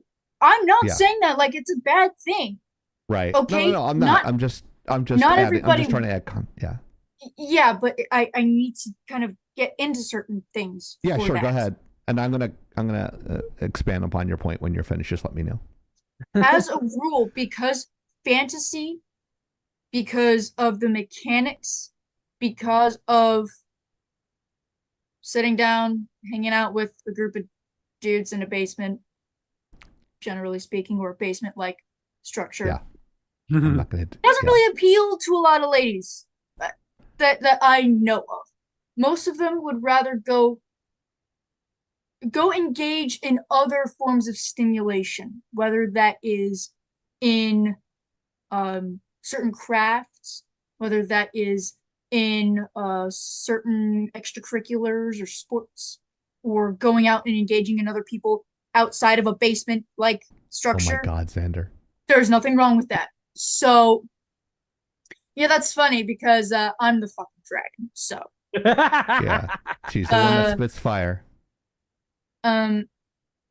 Most girls aren't going to be into that. Fantasy is not really a women-dominated space. It is when you're talking about like classical fairy tales, but not necessarily when it comes to when it comes to princesses and unicorns or fairies, not fairies.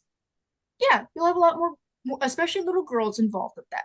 But as you grow up, and then those fairy tales, you realize just how fucking dark they were. You'll see a lot more guys involved in that, with Merlin the magician and the red and the white dragon, and the fae, which yikes. So it's not wrong, and it probably will never fully be 50-50. Video gaming, I think, is a lot more accessible for folks, but it's also not the same type of mechanics that you're going to see. Which is, you just poked the hole in my logic that I was about to say, but go ahead. Yeah, video gaming is a different type of stimulation. You may have turn-based games that can simulate D&D mechanics. Hell, D&D Online it's D&D Online, but even then, it's not exactly the same as sitting down somewhere, whether it's on Discord, whether it's in person, or some combination thereof, and rolling dice or rolling mechanical dice with the game mechanics of D&D or Pathfinder or other. So the mechanics for like D&D that are online are going to be a different dynamic as far as like two different genders playing it. I would say yes, and here's the thing: part of that is the accessibility. Part of that I think is because video games, you don't need to have a lot of friends. You can just log on to some sort of game and make it work. With D&D, you need to have a set schedule and hope and pray no one's fucked up the schedule. People remember the character sheets. They actually did the work they were supposed to have for an actual story. And that, no one bites each other's heads off at the game. So you think that rationale is still going to work in 2024? Because what? I just keep on thinking as you're talking about this, which are your points are making are on point and valid, and I'm not trying to devalidate your points in any way, but when I was working in game dev, it was very, like you said, there's two different genres with that, but it was very male dominated. Now it's 50-50, so like just in a 15-year span. So would you think that same trend, even though there are different genres, that is actually changing now, that there are actually more women that are playing that, with that as a caveat, with my example as a caveat for other game styles or gameplay? Do you think that is actually incorporated in 21st century in 2024, or do you still think it's still male dominated? No, it is still male dominated. Absolutely. Okay. Still male dominated. Just look at any. More I'm just trying to learn about it. It was yes. Yeah, and here's the thing: just because there are more now does not mean it's not still male dominated. And let me be very clear: that does not make it bad. These people keep acting, and this will show up again, I fucking promise. Just because it's dominated in one direction doesn't make it wrong. Right. Okay? Correct. Just because the princesses and ponies and pretty colors and frou-frous is mostly dominated by girls does not mean if a boy wants to get involved in that, that's a bad thing. It just It's means not it's more sexist, common. is what you're saying. Yeah. It's more common with somebody because that's what stimulates them.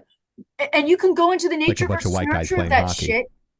But kids like what they like. Would you rather go and tell your little girl you're gonna like D&D or else? Trust me, telling somebody that they will like something, Right. dare and fucking tease you, they will like it less.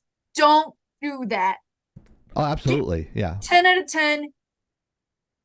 That's how you piss people off immediately. You want to have a bad time? That is exactly how you have a bad time. You don't have to roll for initiative. Do not roll perception check. You got it. Okay. Yeah. I'm rolling one for charisma on that.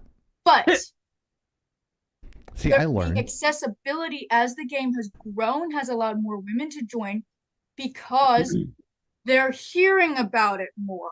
Their circles didn't used to, coexist as much. There is a lot more variety. There are more people talking about it. There's social media. There are more ways to make it accessible or to interest others in the types of things, whether they're miniatures, whether they are cosplays, whether it's art, literally anything. They're not being told that it's not now. I will say that kind of stuff never really fit in our household. My parents were very much of the mindset of, as long as it's legal enough and relatively safe enough from consequences. And when I say legal enough, look, we played with fireworks and firecrackers, probably in an unsafe way. That's well established on this live on how dangerous your childhood was. No, we were pretty safe. Okay, we weren't going and chasing parked cars. Okay. Yeah, but, you weren't burning down abandoned houses, but no. I mean, but here's the thing: rocks at cars. When I grew up, but when I was growing up, my parents didn't dissuade us from doing things because there was necessarily a gender thing, unless that gender thing was something that could put us in physical danger. Like, I was tempted to go into wrestling or lacrosse in high school, and my dad looked at me and he said, "They don't have a mixed gendered group, and I don't think this is exactly the safest plan for you." Yep, I was in that same boat. My mom's like, "You're too skinny to play football." But yeah, Mojo, you're right. That was definitely a problem then, and it is still a problem with certain groups. Most people are trying to not do that. That's funny, Mojo. We're trying to get away from, you can't sit with us. But now we're hitting to the other side of that, where the pendulum is swinging the other way now, where it's, if we aren't validated openly, then we're not welcome. And the problem with that is that was never really the case. Yes, there were bad tables. Yes, there are bad tables. There are people who have no reason to be gaming in public or with any other people because they are scummy human beings. You'll watch enough channels on YouTube, you'll hear the horror stories. I'm sure there are some that are lying, but some, unfortunately, there are enough that are true where it just kind of, it breaks your heart. But those stories are few and far between compared to the multitude of good news that are happening. So the balance will never fully be there. It's not about the numbers balancing out. It's about the size of the party, the dynamics of the party with the DM, and what's the end goal for the game. That should matter. If you it's mainstream now. Only DiGiorno, the pizza company, their whole commercial is a D&D thing. It's like the woman is a dungeon master, and all of a sudden they're like they go into this thing. It's like, oh, now the pizza's there, and they're rolling those dice now. It's so mainstream. It's not just, it's all inclusive now. Like, everyone's doing it. It's pretty. I've been meaning to tell you that for so long because I know you don't watch a lot of TV. I was like, I gotta mention this to Oni, but I gotta figure out a place to tell her because I was like, she would be excited about it, I would think. And that's the thing. It is mainstream now. But it's still niche because it's one of those games that you can play alone. But the whole point was to come together to play this. Do you think the people that play? I'm sorry, I keep on interrupting you. No, go ahead. Do you think it's people are upset that it's not niche anymore, that everyone is doing it? Oh, I think part of it is. I think there's I definitely feel a like part that with where Star Wars. people. Hero, you're muted. I think there is something to be Don't tell said 'em. about people who liked something when it wasn't cool, and now that it's cool, they're like, "Well, I suffered through it." I was having a chat with some coworkers, Right. and I Star know Wars the came up. story. Yeah. Star Wars came up, and the conversation essentially was that some of the comment sections were bringing up the absolute garbage people from the comments, saying like, the shit you shouldn't be saying. But I think they're more of a minority than anything because I think some of them really are just scum. I think some of them are probably hurt that they're not what they're growing up with was sacred to them, but now they feel like it's being changed when that in and of itself is not being changed. What is changing now is where it's going, and you don't have to like it. Just don't watch it. Go make your own good thing. There's nothing wrong with that. But I think there's also something to be said of, well, I was made fun of it when I liked it. Now that you guys like it, it's all fine and safe. Where is my vindication? Right. And I understand that. It's a ridiculous thought, but Yeah. it's a thought But that people have. emotions- I mean, I felt that too. I felt like that with certain things too. I'm sure you have Oni in the past and Hero as well. well, here's the With a thing. grain. I don't really care about fitting in. I care about how the people that I care about view me, Emotional what they see in damage. me, but I don't care about being popular. I don't care about being mainstream. No, but like I you don't do have care about- feelings. I'm sorry? You do have feelings though. So Well, like Yeah, you know, unfortunately. But I don't I'm sorry that you're not a robot, Oni. It's I not love the with- fact that you're not a robot. but it's not with regards to the general population of humanity. Yeah. Mhm. It's with the people that I actually give a fuck about. Right. But yeah, no, Mojo, you're right. Yeah, that's legit, Mojo. Yeah. Yeah. So, it's like, you either die a hero or live long enough to see yourself become the villain. Kind of the same thing happening here. Instead of some of these people are so wrapped up in the past that they can't open up their hearts to go, hey, look, it wasn't our time then, but without us, we wouldn't be here. So to an extent, no, you're good. You're good, Chief. Okay. I think what a serious issue is a generational one where D&D as we know it would never have happened if first edition hadn't even happened. If they hadn't Right. done all the shit from there. By the way, on the topic of where were the women and minorities in D&D, they were always there. If you look at 3.5 materials and you look at who the editors were, who the art design leads were, who, basically was signing off on all these things or physically doing these things, some of the most famous and most highly acclaimed works of 3 and 3.5 were by women. Yep. Women. The Dragonlance series, a woman. Yeah. Greyhawk, Britisher woman.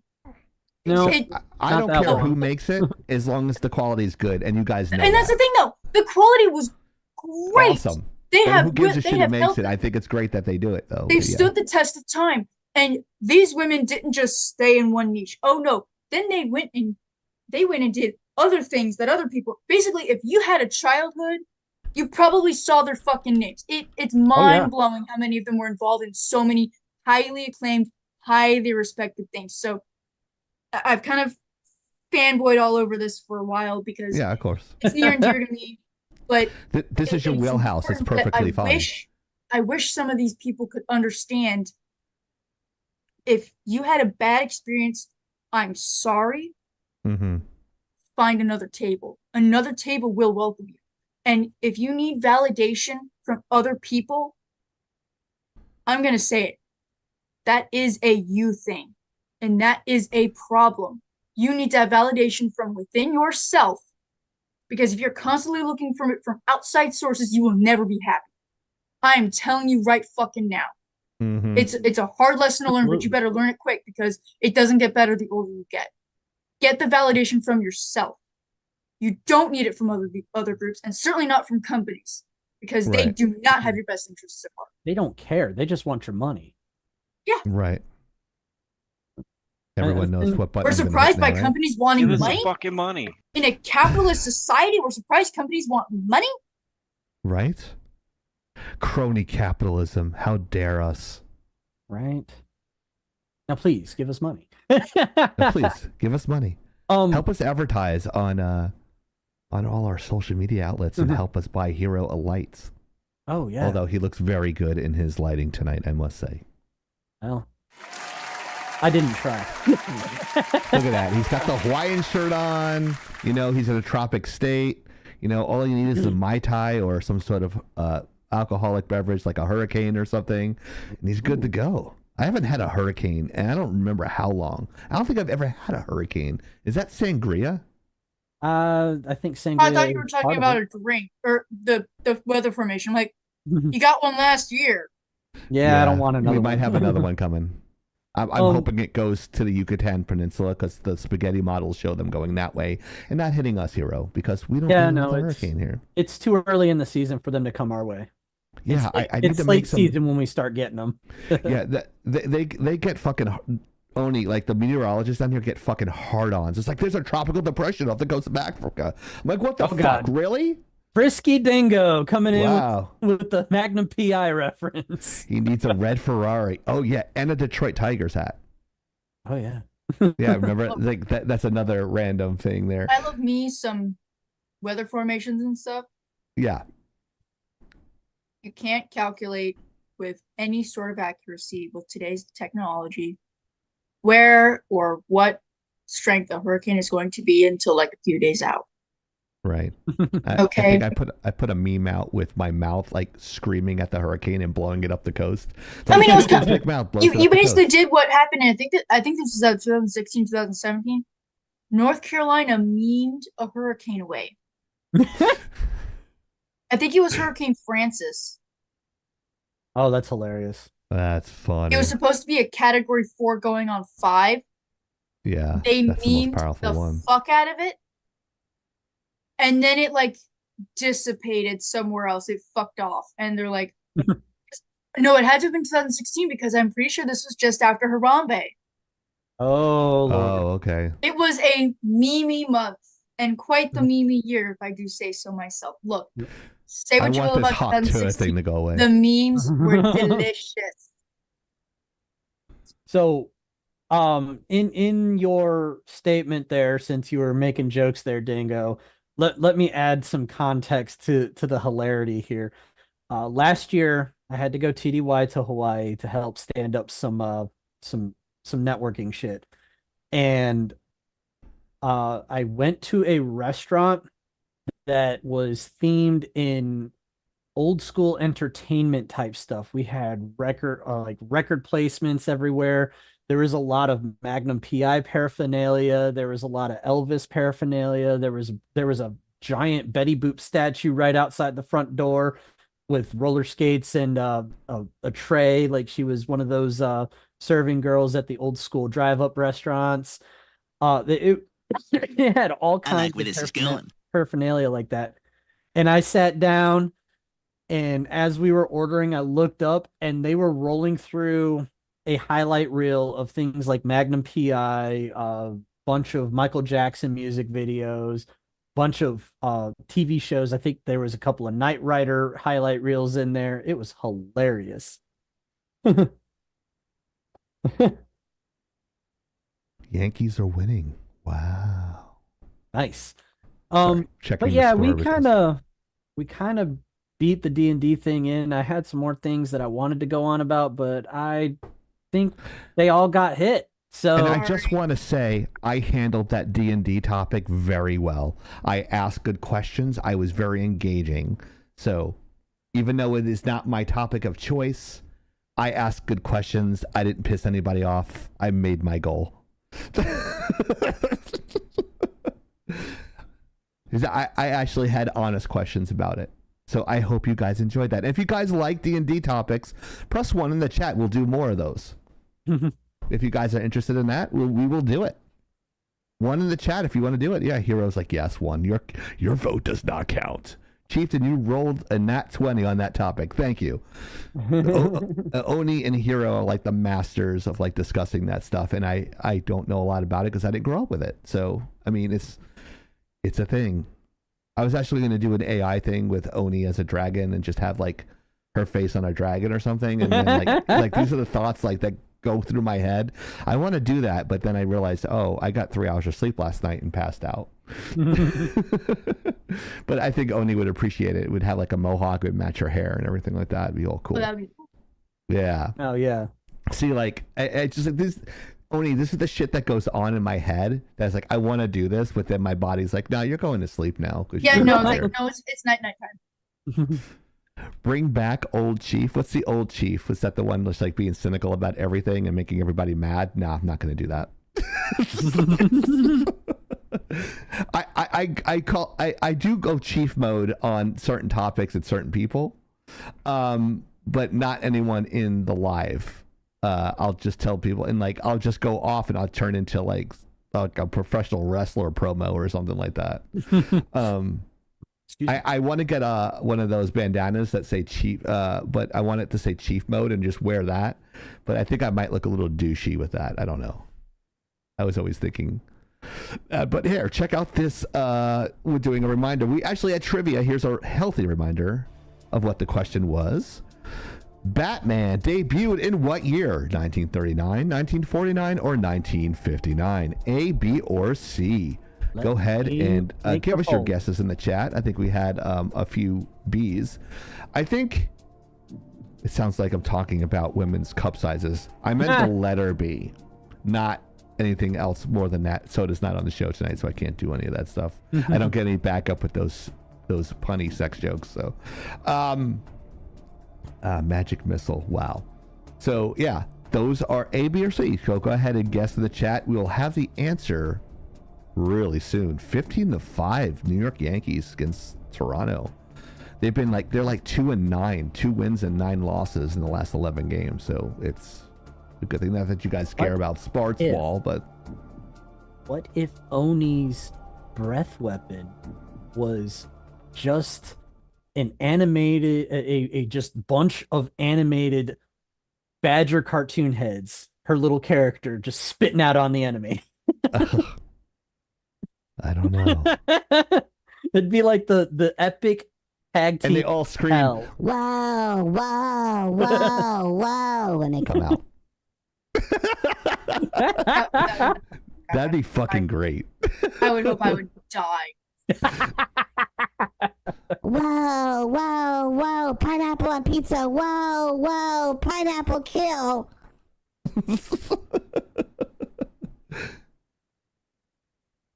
Okay. Make sure you check us out on Kick because no one is. Slash Laggin Out on Kick. Apparently, we need to be a former stripper with fake boobs in order to get any views on there. Or an absolute degenerate that goes to other countries and pisses off the locals. Yeah, Johnny Right. Smollett, you fucking dumbass. Yeah, so check us out on Kick and make sure you follow us on there. I don't want to pay for likes there, so please go. Don't forget, if you have not followed us already, let us please hit that follow key either in YouTube, Rumble, Kick, Twitch, and I really wish we would be able to do another stream on what the fuck, TikTok. I was like, what the fuck is it called? TikTok. Yeah. I made like $5 in like 5 minutes there by like smacking somebody down to like, wow, you like know a lot about that topic. I'm like, yes, I'm the smartest person ever. Said nobody ever. But yeah. So next up, we try to avoid this topic like the fucking plague. We avoided it last week successfully. I shot it down last week, but the shit just keeps on coming with this fucking show. It's like if it's not one thing, it's the other. It just won't go away. And I'm so like, I don't know about you guys, but like this is not the type of publicity that you want from a show. No. You're already shitting the bed, but now you're like, it's even worse. So It's here gone we go, from guys. shit to diarrhea. Right. Like it's not that good diarrhea. It's like you had Taco Bell the night before explosive diarrhea where you have to really clean that toilet when you're done. This is how bad this story is. So being that disgustingly descriptive, yeah, there's some sort of pay imbalance with, I'm not sure if it's for the designers, the 3D artists, or the actors. So what's the context here, guys? I can't remember now. Well, I'll pick up and run with this. Thank you, sir. I appreciate you and what you do for the Jewish people. So explain what good diarrhea is. Explain good diarrhea, the one that really empties your bowels and you feel 5 pounds lighter. I suppose that's good, maybe. The type of diarrhea that cleans itself coming out. I like that reaction, Odie. That's perfect. Hold that pose. No, it's disgusting. That's an enema. Thank you, Mocho. Oh my God. Because when all else fails, go right to the poop jokes because they always land. They might land in a splatter, but they land. This really sounds gross, but it's really good on toast. Diarrhea.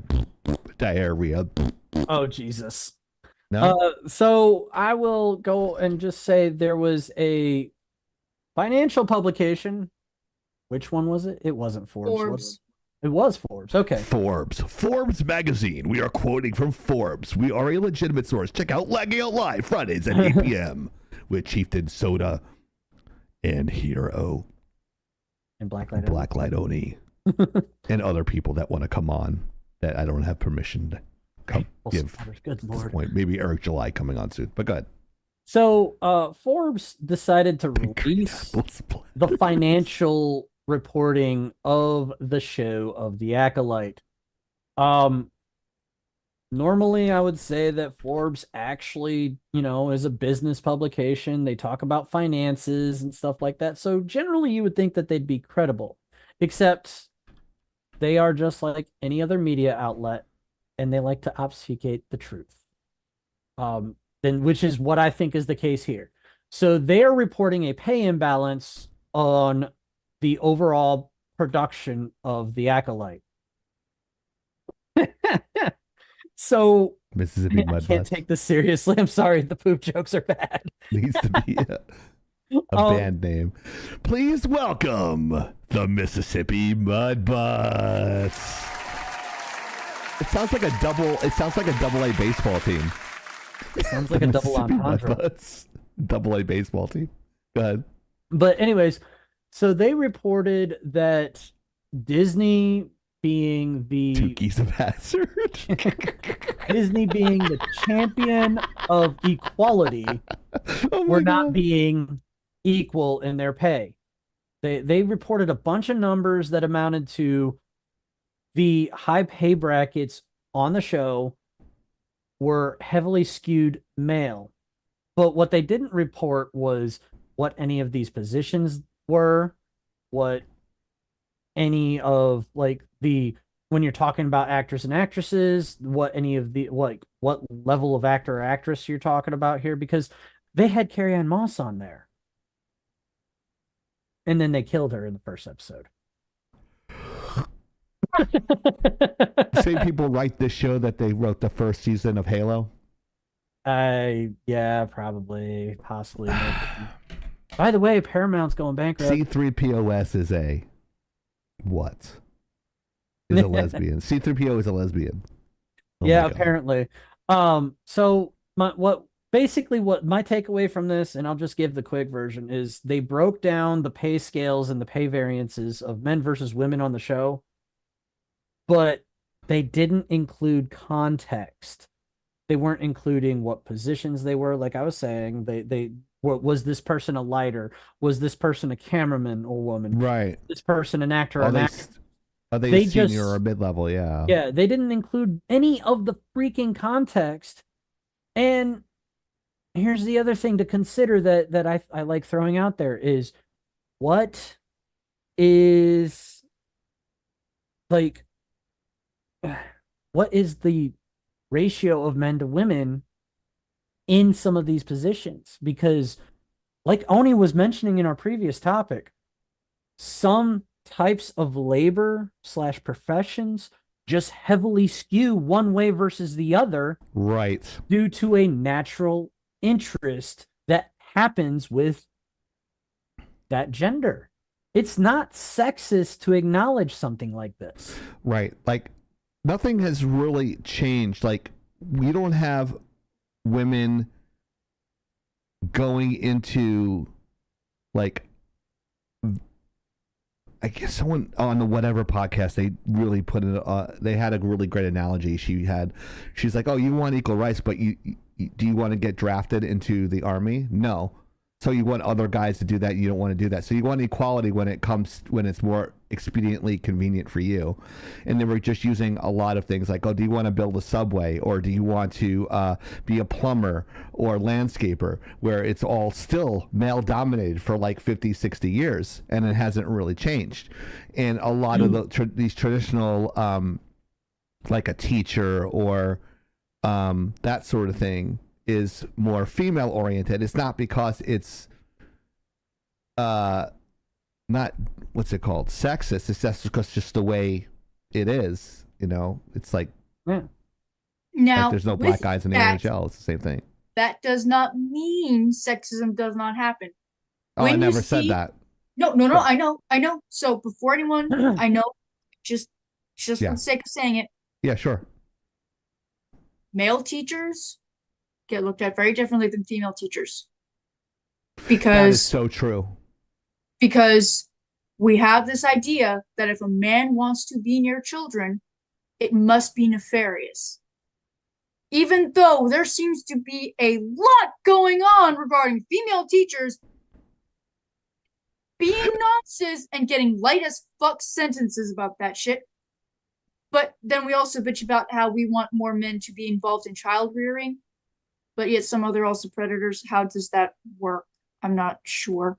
But there, and then also certain places, some immature guys will see a woman come up, try to learn something, and go, she's doing it better than me. I must put her in her place because it's affecting my masculinity. People who think like that are children. Yeah. If they're outpacing you, either that means you should be doing better, or you should go, hey, you're doing a great job. Can you give me any pointers? Because I want to get to where you are. Have some healthy competition. It's a level of immaturity. If their ego gets a hold of them, Oni. It's the male ego is a crazy thing. I try to explain it. It definitely is. And there have been some instances that I've seen lately. My T level's low, so I don't care. Where shit is going on, and it just blows my mind. But these instances seem to be far fewer in between than what the actual reality is. What we were talking about when we were discussing this on Wednesday to decide whether we're going to put this topic up or not. Right. What's more sexist? Mm-hmm. Telling women that we need higher numbers, so some of you are just going to have to suck it up, or letting them choose what they want to do? Thank you. Because if women don't want to go into electrician work, right, they shouldn't have to do that. Men shouldn't have to do that either. But some of them probably like messing with electricity.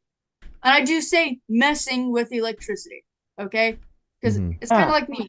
I like messing with fireworks. Does not make it smart. Makes it fun. Makes it also very hazardous and risky. Right. But that's an interest that they have. But dealing with electricity and dealing as an electrician, you tend to have different union work, different union pay, hazard pay, different hours. So it doesn't. The article had no stats. The article had no figures, no diagrams.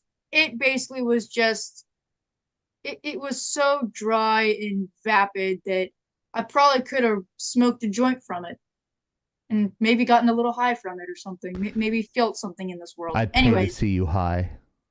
I don't want to think about that. I do not like the idea of being not in control of my faculties. Out of control, yeah. That creeps me out. Don't take this the wrong way, but you act like my mom in that way, where she is very matriarchal and very type A, I should say, more than. Well, I think it's because the fact that the people I've seen who have used certain substances either hasn't been good, or just the idea of I'm not going to. Mojo. Yeah, see, no, your Mojo. That's exactly At right. least I have At least it would have served a been purpose. Yeah. I could have wiped my ass with it and it would have done more. But here we are, a digital article that I can't wipe my ass with unless I print it out, but ink's expensive. Just like everything else in life. So it listed no data. So and what's the best part is we're talking about folks who have already been complaining about going on strike for years. And it never happens, even when they say they'll go on strike, because somewhere up in the unions they go, okay, well, we'll just take whatever you guys give us, it's fine. So you still got people getting screwed over in their union contracts. The cost of living out there is absolute bullshit.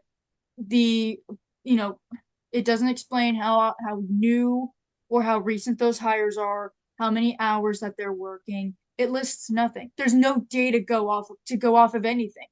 If you're new, you probably aren't going to get paid as much as someone who's been there forever and a day.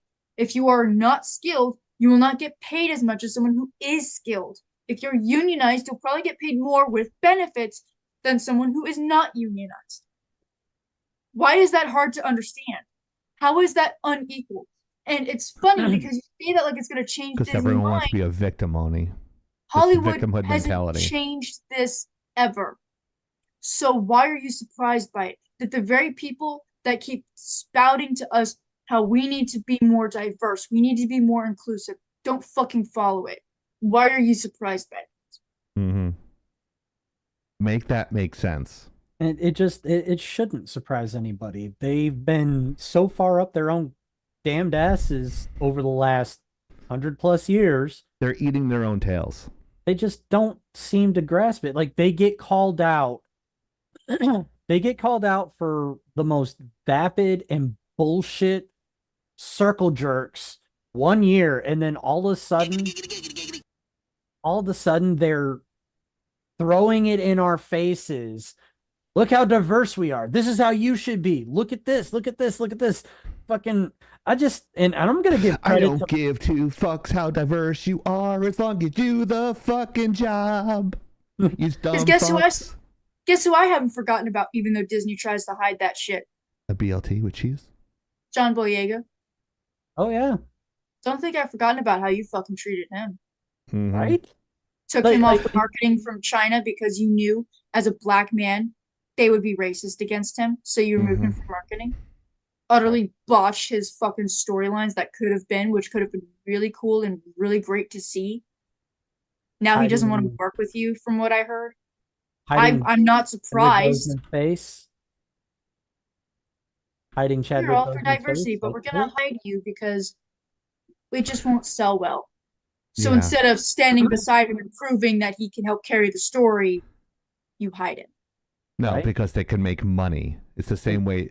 It's the same reason why John Cena apologized to the CCP for something. It doesn't matter how many Make-A-Wish wishes that he made. He apologized to China so he can get a paycheck. That negates all the good that he's done, in my opinion. And I'm gonna take a line that the mayor spit at me today. DEI practices. Sorry, they don't mean what everybody says it means. DEI actually means division, exclusion, and inequality. Oh, he's been spouting that for a while. Yeah. He asked me to say it. Good job, Mr. Mariner. Great job on the stream, and I forgot to rename the kick because I forgot. It's just, I'm so sick of this crap. Look, the media is coming out and blasting the Acolyte in a lot of places. It's not everywhere just yet, but it's suddenly okay to hate on Star Wars when if you talked bad about it before, you're just automatically a hateful person for reasons. Right. My only Star Wars sound effect.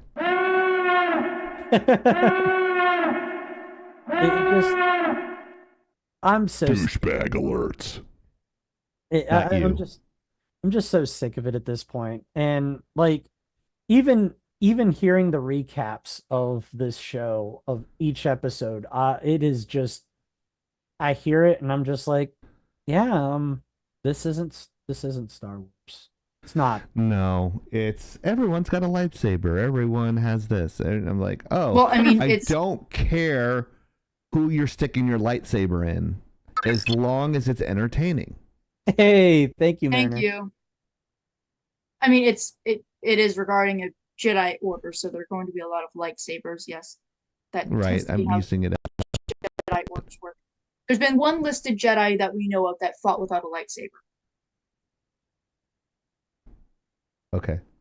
Well, I mean, Well, she like literally just did like no lightsabers, no whips. Literally just fought using the Force Whoa, dude. because she was that much of a pacifist, essentially. What the fuck? Sort of. Pacifist enough not to use a lightsaber, not pacifist enough to not body people using the Force. Come at me, I fucking dare you. Yeah. So It just Orbs, I expected a lot better.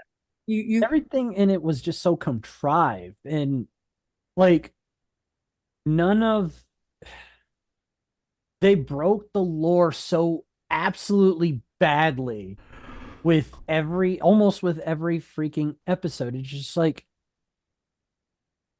did you guys pay attention to any lore at all? Did you guys pay attention to any of the originals? Did you guys pay attention to the prequels? They fucked it up so much. We should be in it with the fat Jedis to just go in there and just like the two of us should go in there and just fuck some shit up and just destroy the whole franchise. We'd win. Well, here's the thing about that. Like what you're saying. It's one thing to modify canon to. If you know it well enough, you can twist it without destroying it. That's one thing. The problem is that the choices that they're making within the writing of the story aren't making sense even within the lore of their own story.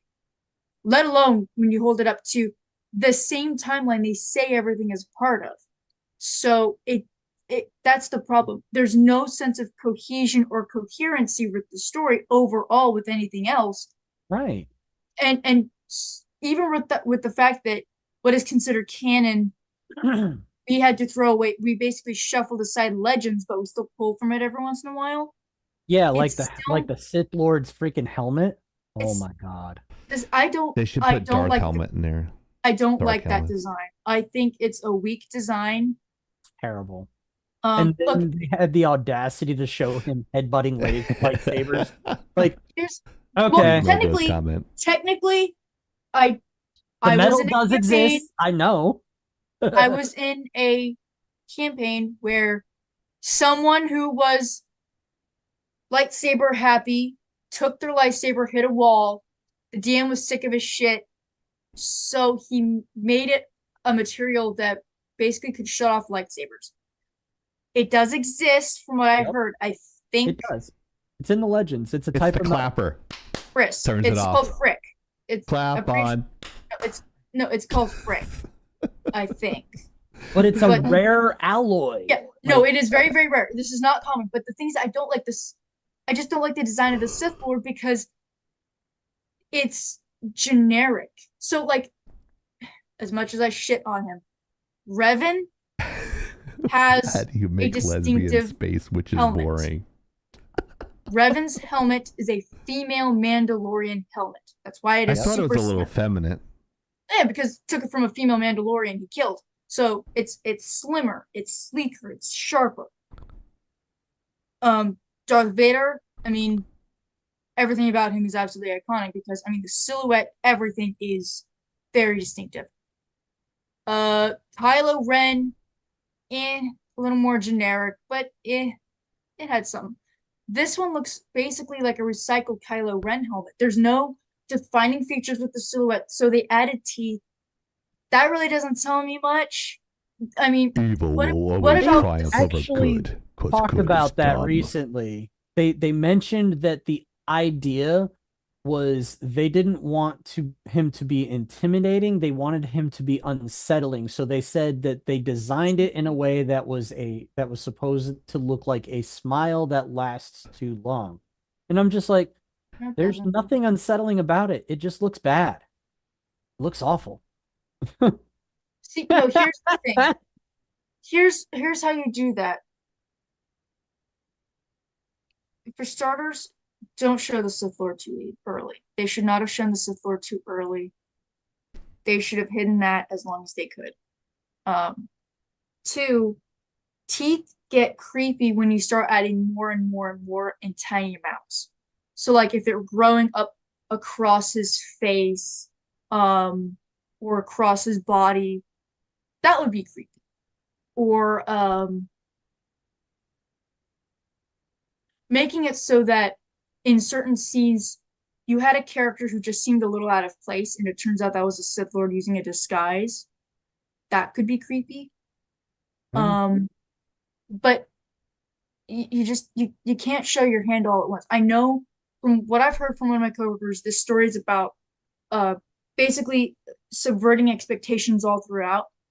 The problem I have with that is you have to set the standard to do that. If not, people are just going to be kind of just tossed aside, and they're just going to keep rolling around, and it's going to keep dragging them through the story, and they won't have any idea what's going on. So, but problem I have with them describing it that way is that I didn't even watch any of the episodes. I just oh no, I haven't. Clips, and I called who the Sith Lord was actually going to be within the first few minutes of seeing the Sith Lord and seeing the cast of characters. Like I was like, oh, that guy's going to be the Sith Lord, and I was dead on. It ended up being exactly who I thought it was.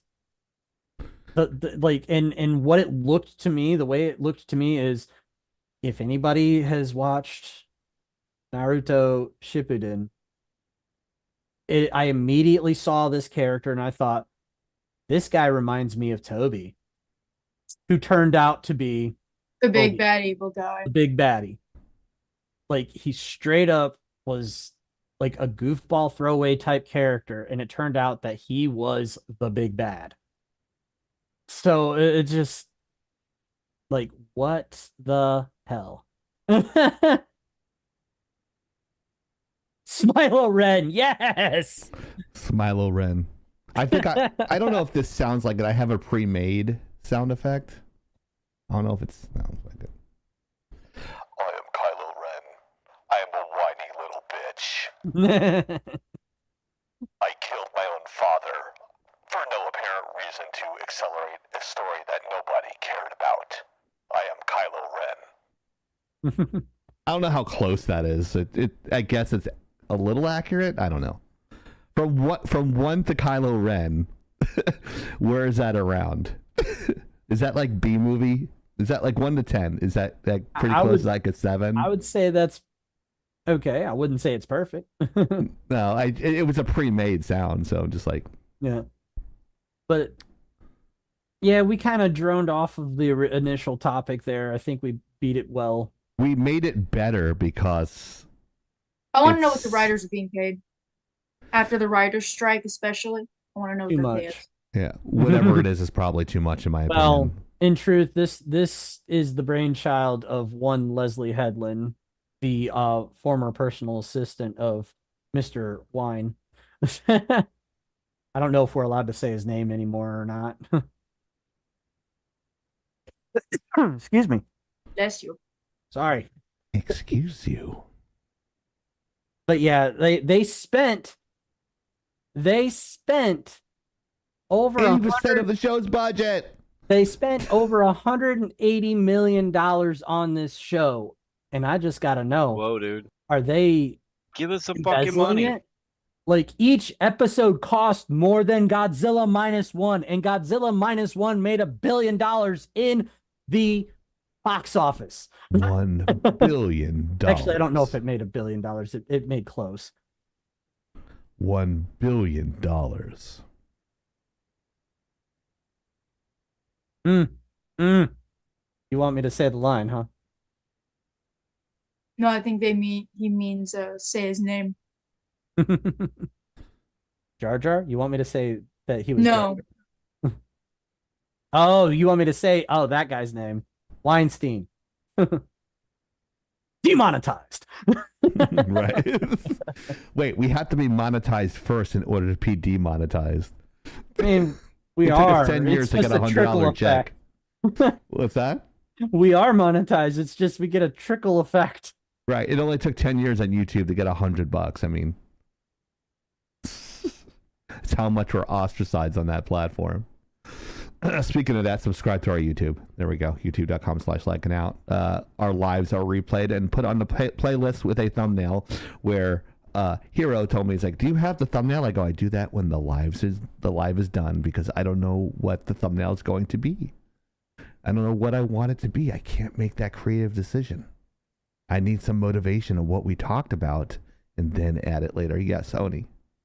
I just realized, so at the bottom left of our screens where it shows our social medias, it still lists our hover.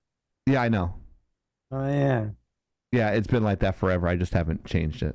I pointed it out a while ago, and yeah, I'm just it's one of those things I haven't gotten around to do yet. It still has our hover there, so all the other stuff is fine. I'm thinking about changing the background too. But yeah, it does. It has Patreon there as well. So yeah. Thank you. It's like TikTok for gamers. Right, and it lasted 6 months. I don't think This is a great story. I love this. I wish I was 12 years old so I can have the time to watch it. But on Prime, starting August 1st, because it says on the bottom left-hand corner, and I know how to read good. Batman, the Caped Crusader, is coming to Amazon Prime.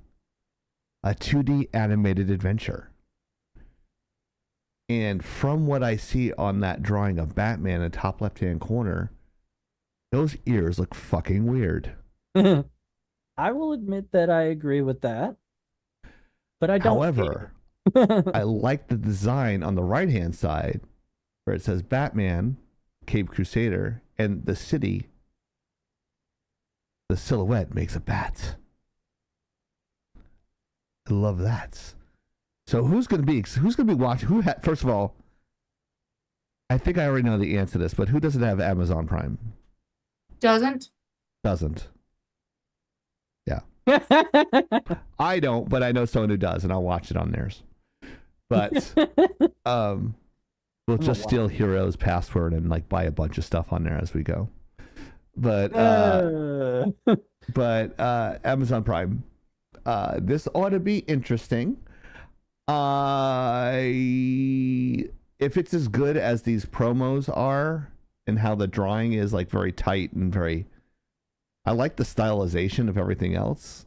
I don't know the context of the story, but I know the story of Batman. So as long as they stick to the story, we'll be good. So we'll go around the bend here.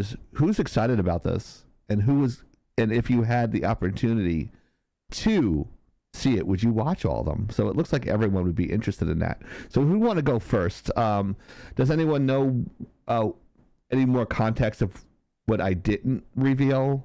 The trailer. Yeah. All right, go ahead. Oh, shoot.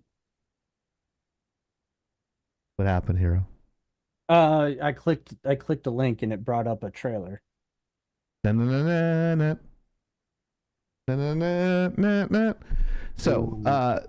do you have any extra context on this, Oni, that I missed? Because I know I missed a lot. Not really. I mean, I just shared the link on the trailer. Right.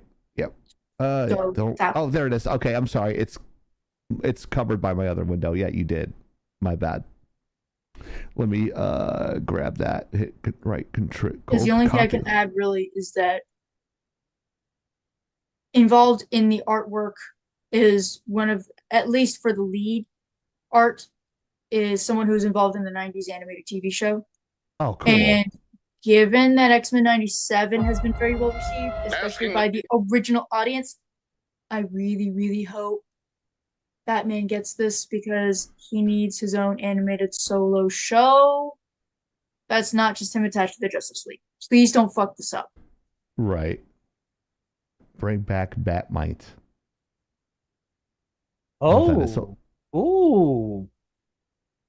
Let's take a look at the trailer. Asking the question on everyone's mind these days, what do you think about the Batman?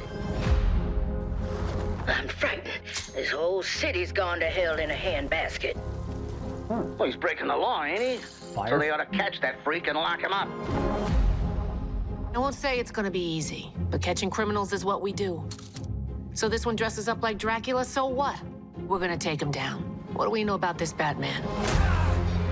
He's been beating the tar out of muggers and dope peddlers out there the last few weeks.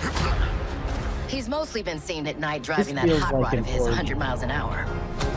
And now he's even attacking our brave police. Nice car. This man is not a hero, he's a criminal. And his time in Gotham is up. Mischief afoot, sir?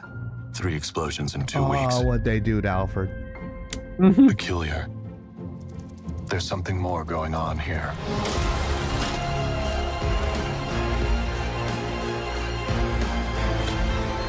He knows too much. J.J. Abrams, wow. That needs to get scratched. Original Catwoman The Kings don't run this court anymore. The Jester does. No. Bullseye. We could be looking at an all-out gang war on the streets of Gotham. This is a losing battle. 100 other monsters will show up to replace anyone you take down. Probably. But now they'll all know I'm coming for them.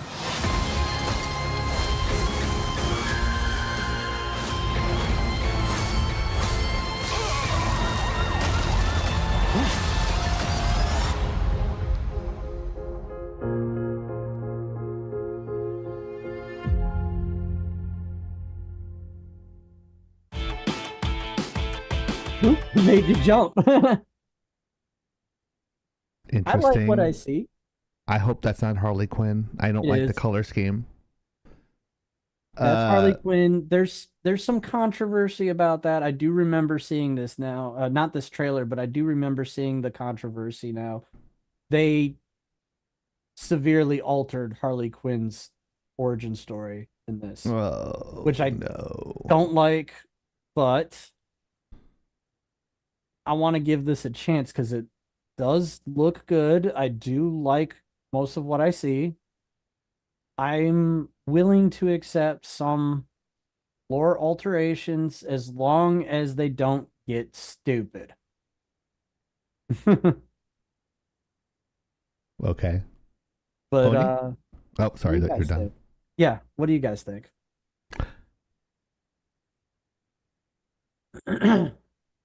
You can go ahead. From the animation standpoint, the first thing that stuck out to me is they're using 2.5D toon shading on some 3D elements there, and they're doing a 24 frames a second type of animation. They're mixing it with the traditional 12 frame a second concept, meaning for every 1 frame you do in 24 seconds, you do 2, and they're mixing it up, and it looks okay. But I can see some of the stuff where like they shoot through, just a technical standpoint, where the Batmobile shoots through the paddy wagons. I know it's offensive, but fucking write an email. I don't give a shit. But what's that? I didn't know that. I didn't know that was offensive. Paddy wagon. It's an Irish derogatory term. Well, no, it's a derogatory term because they used to wrangle what they deemed were Irish. May I finish? The criminals who at the time they saw as mostly Irish into wagons because of, well, the drunken and fights and stuff.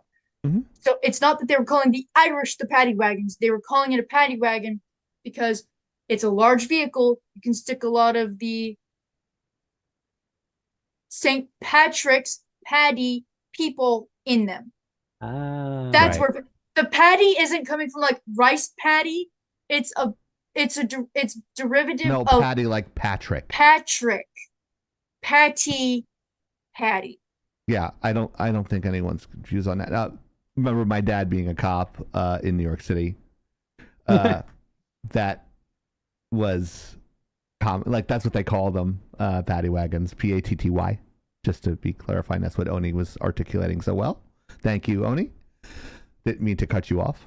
But yeah, so I think the story looks okay. The characters look okay. I think it's a really great teaser. From what I saw here, it looks like the story.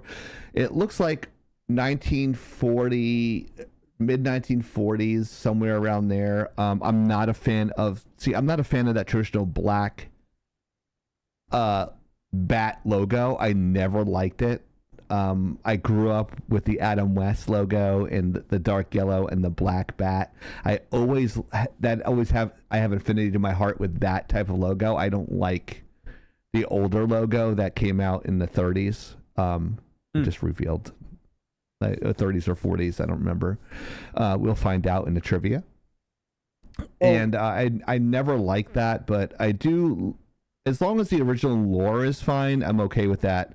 I understand that Harley Quinn is a newer character that the animated series established, so they're just throwing that in there as well, which I'm fine with. Of course, no Robin early on, right? So it looks like an early origin story of the vigilante Batman, not the superhero Batman. But I'm okay with it so far. Oni, what do you think? I like a lot of the style going on with it. I think a lot of the voices sound really good. I like the accents that they're throwing in there because with that timeline, especially because they're throwing in so many mobsters, I think that could really, really work. I do like Harlequin's design because for the time period, it would be very fitting. So if we're talking around the time of the mob bosses and the mafiosos in their prime, during and just after Prohibition, you're talking about really mostly Art Deco, but what was also popular were a lot of clown art and Harlequin art, and a lot of them also kind of blended in with pigeon art, like pigeon dolls, and that's kind of been a little thing I've been seeing a little lately. It's probably the algorithms that I've got on my YouTube, but seeing that almost porcelain doll-like look, that very old style of a very wide flouncy collar, I guess, for lack of a better term, I think could be really cool. I like the darker tones of the story. Being that it's an original series for Amazon Prime, they're going to be allowed to get away with a lot more, which means they can tell some of the darker story that the original Batman was really known for. I mean, perfect time and place for Two-Face. I hope they bring in Penguin. Okay, he was. You saw his silhouette. Just I know, but don't do him dirty. Where's Joker? Look, he's not my all-time favorite, but Danny DeVito's Penguin will always have a special place in my heart. Okay. I agree. Absolutely. And I personally like Burgess Meredith as Penguin in the '60s version myself. Oh. But Danny DeVito is right there. They're tied in my eyes. Those two are tied. So grimy and so well done. But I don't know if maybe I just missed it or if it was in a different style than what I'm used to, which is also very possible. I did not see Scarecrow, but I think we did. He just didn't have his mask. He was unmasked at this time, I think. But yeah, I couldn't tell from the stylization if it was like burned off or it was like just the way the drawing was. It was a little confusing. It looks like he didn't have a mask to me. There's a lot of shit going on and a lot to be teased in that trailer. And I think it was, look, I shat on the Acolyte trailer because it didn't share anything. And it was also dark as fuck to watch because there's literally nothing to look at. But this Batman going classic, old school mafioso, shit. It was dark, but it was intentional dark. It was showing the silhouettes. It was showing the dark corners. It was highlighting only what you're supposed to look at. It was less is more. It was minimalist. Yes, yes. And I liked that. It was they let I the love the way you're thinking, Oni. Love the way you're thinking here. they let the voiceover carry the story as they're showing snippets of everything without revealing too much. So I think this could be really good. And I'm hoping after the success of X-Men 97, Batman follows it up with, just more on the menu for those animation watchers. And I really hope that it leads to more good shows. I mean, having classic Superman could be really cool. Right. Or I mean, I'm not really a huge DC fan, to be honest, but something, or bring out some of the lesser known DC characters. Maybe this could be a great time to bring it out. How about, here's one, bring back Carrie's Robin. Bring her back, please. She had like 2 episodes in the comic, right? It was one. She was technically in the original Dark Knight comics. Yeah. Her run, well, the run that had her in it was an end of life Batman. Sure. Well, end of life as everyone in Gotham knew it. Well, yes. The beginning of his new life.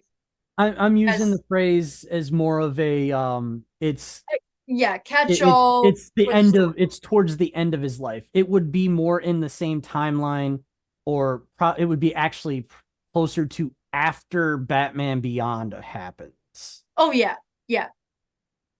He tries to get back in the suit and gets his ass handed to him, and then she saves him, takes him to the Batcave, and and Batman wakes up and Alfred's there with Carrie, and Batman's like, she's got to go, and Alfred's like, no, she's not. She carried you here. I fixed you up. She stays. Yeah. Look, what Alfred says goes. Okay, right? I'm just saying. You can fight Batman all you want. You're not gonna beat Alfred. Alfred, I don't like the Alfred design. I forgot to mention that.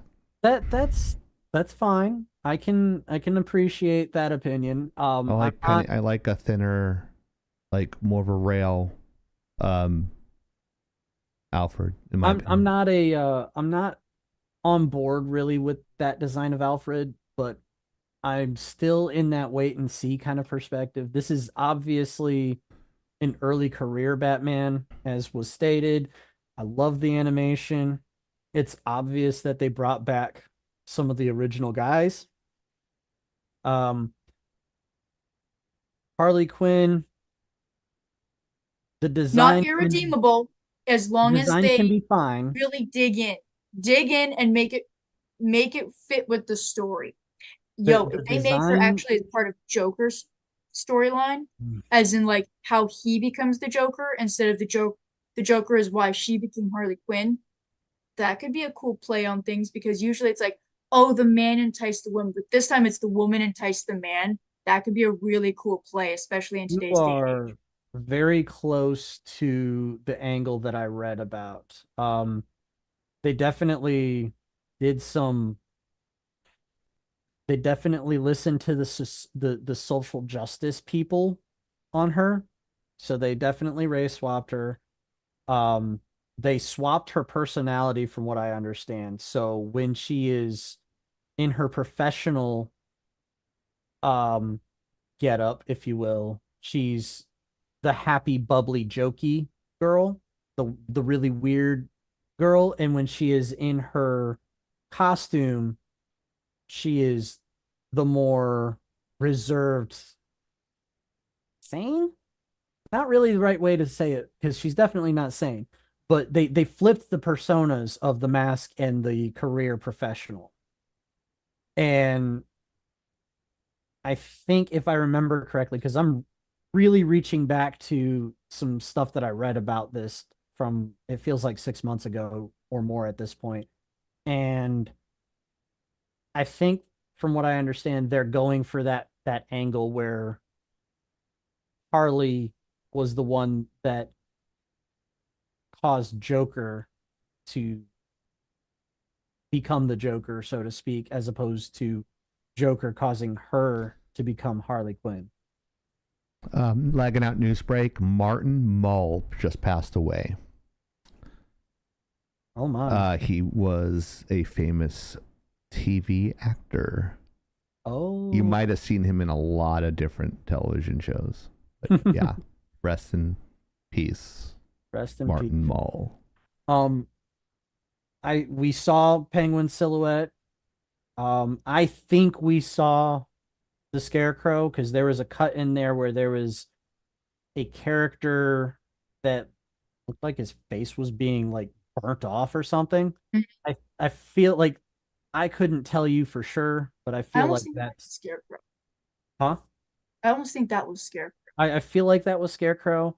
We obviously saw Two-Face. He doesn't have the traditional design that we saw from the 90s show. There was like a color palette where one side was kind of a purplish color from his wounds. So oh yeah, that might have been. I'm not mad at that design change, but then there was a later cut where it almost looked like there was a alternating color palette like he usually has. So there might be some changes down the road. It might have been early on in his wound. There's definitely a lot of teases that Scarecrow's going to be there. I think his name is Firefly or Firestarter, which he's not a character that we saw a lot of in the 90s cartoon. I'm not actually sure if we did see him at all. But I recognized him from the Arkham video games. Because, yeah. I'm glad a lot of these shows are able to really go back and touch up on lore that would have been missed, because this is like the best time to do it. I don't think Marvel did it right with the movies. I think they did not. They tried to do too much way too fast. They had it right with the way they. I'm sorry. It's cotton candy shit in the movies. Well, I understand that's only so much you can do, but the way they did it could have, I think, been stronger. But with these cartoons, especially with the style, and especially with the nostalgia you can get with animation, this could be. Don't squander this opportunity. You have a phenomenal art lead. You have a great voice cast, and I'm sure you've got plenty of other people making this magic work. Let the story tell itself, and then let the audience talk about it. I think the biggest failure of the Acolyte is that they're trying to tell the story outside of the actual fucking show. If you wanted to tell about the story without the show, don't fucking make a show. If you There's a lot of reasons for that misstep. That's all I can say is, and I think just some guy said it best. In a story, show, don't tell. Yeah, and show it. They had, from everything I'm hearing, they have way too much dialogue that just doesn't do it for storytelling. To answer your question, Mariner, I could say we didn't see what's his name, Calendar Man. For sure, didn't see him. These characters you're fucking talking about. Calendar Man, the guy with the fire. What the fuck are you guys talking about? I'm just worried about where the fuck is Joker. That's where I'm looking. We might get an origin story in this. And here's the other thing. They want to see if they survived the first season. We might get an origin story with this, just from what I'm hearing. And the other thing is there's a key point of Jorkers. Dang, English. There's a good. You're getting to the bok mode. Just warning you, it might be going a little long if that's happening. Wow, there's a little piece of Joker's lore that a lot of people don't quite catch on. One of the biggest deals about his origin is it's never explicitly explained in the comics. It's always been danced around. In fact, even the comic that was accepted as Joker's origin story doesn't explicitly identify the character that you follow as the Joker. And there's been so many origin stories of Joker that Jesus, Mariner. Right one. Like, is there a right one? No, and that's the thing. That's the best part. That's the shtick about Joker. And now I will say, of all the ones that I've seen, the Telltale Games, Gotham, Arkham, whichever game had the Joker where Batman actually had to play alongside Joker to make it through several levels. Seeing that side of how intelligent he is, how witty and charismatic he is at times, I think it would be a very great fit for this type of show to remind people Batman did not come from DC Comics. Batman came from a detective background. Mm-hmm. So play that. Go really dig. If you're going to dig in, you might as well go all in and really play your cards right. So I hope, for the sake of the nostalgia kids and for the sake of people who appreciate animation, I really hope this is good. So, I agree. I hope it's good too. In fact, I'm rooting for that to be good and hopefully multiple seasons here. That way they have time to develop that Joker story that you guys are hinting around to, but I think they want to survive the first season and not do too much and make that same mistake they did with the movies and try to rush everybody and kill every character off in every movie. I think if they can get a nice long run, like 8 seasons, I would say that's a victory. But if it's 4 or 5, I think people will still be happy. Well, yeah, because DC tends to be able to make a show. They just can't make movies. Yeah, I agree. Marvel can make movies. They can't keep a show running for longer than 2 fucking seasons most of the time. Right? Still butthurt about that. Yeah, it sounds like it. But to lead into our final trivia slide, I would like to give a little bit of information that we teased at the beginning of the show. You have mentioned that you think that DC was actually Action Comics originally. And in technicality, you could be correct. Action Comics and Detective Comics existed separately in the beginning. And then either they merged or one bought the other. There's so much history behind the comic book companies out there that it is a little bit of a mess. Before DC Comics was DC Comics, there was, in fact, Detective Comics. And that became the platform that launched Batman. However, Batman was not the founding character of Detective Comics. In fact, I could be wrong in this, but I do believe that the original founding character of Detective Comics had something to do with Dick Tracy. I'm not 100% on that. I never heard that before. Somebody could fact check me on that, but I can't remember for sure. Action Comics, in fact, launched with Superman. Right. Which he is hands down the oldest comic book hero out there. I'm old. But let's go ahead with this trivia. Hey, chat, do you remember the poll we put up earlier? Unfortunately, only 2 people voted on that. So let's see in the chat who thinks what the correct answer is. Is it A, 1939, B, 1949, or C, 1959? Look at that. We did that together. It was not even planned. I like that. I'm seeing a couple of A's. Gazoo voted in the poll. Mariner showed up now, or just recently, and he's saying A. You see a couple of A's, unlike in my classes where you see no A's. Well, maybe if you weren't so hard to deal with. No, I'm kidding. I'm such an asshole. I voted A, Mojo says.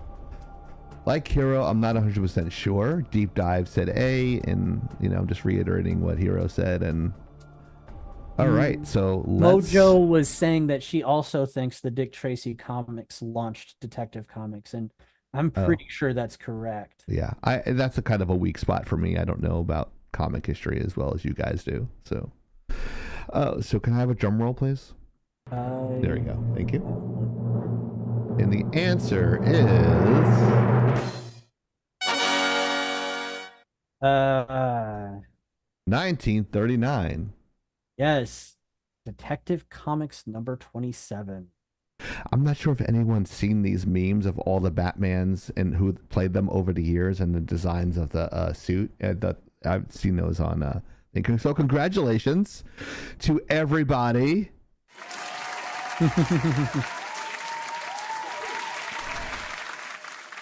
But that is you win nothing. That is a little bit of comic book nerdism history right there. And who was it? Oni who came up with this week? Yes. Great job, Oni. I like the little addition of context at the bottom there with the Detective Comics call out there. Maybe we should try to incorporate that a little bit more in our trivias with the little factoid to add Well, to. Badger started it last week, so I felt it was only accurate to go. If I'm going to list the year of the comic, it's like, why not tell the actual issue number, what it was? That's good. Yeah, I think that's a good addition, Oni. Thank you for doing that. No, I think Badger started it, definitely. Thank you, Badger, if you're watching. If not, I hope you're sleeping well. Yeah, they sleep. This is sleep. Which reminds me, I have to get up early in the morning, so we have to tie this up because I have. Yeah, there's only one more topic after this. Okay. So, here is our final topic. Do I have to click it again? Probably. Oh, fuck. Well, I fucked it up. Again, yes. Made the slides. There we go. Sorry, I must have clicked it too quick. My mouse sometimes actually double clicks. So that's my bad. So, Black Myth. See, I can't even read when I'm tired. Black Myth Wukong, haunted by old faces. Yes. So yeah. Let me drop into the chat a trailer of this game that we kind of overlooked in our June release window episode. So because which didn't happen. It only lasted 2 hours, so I mean we didn't have time for that. So the there's been a controversy surrounding this, and it's kind of grinds my gears with what's going on here. So as I hear tell, and as I've been reading, this game came out with a trailer, and then shortly after we had a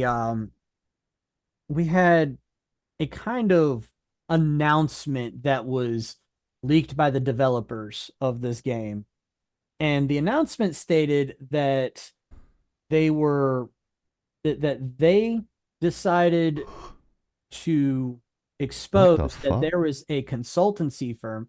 See, this is all steeped in legends and lore surrounding Sun Wukong, so you're gonna see weird shit. But there was a consultancy firm that approached them and said, "We will help consult for your video game development if you pay us $7 million." And they turned around and told them to kick rocks and get lost.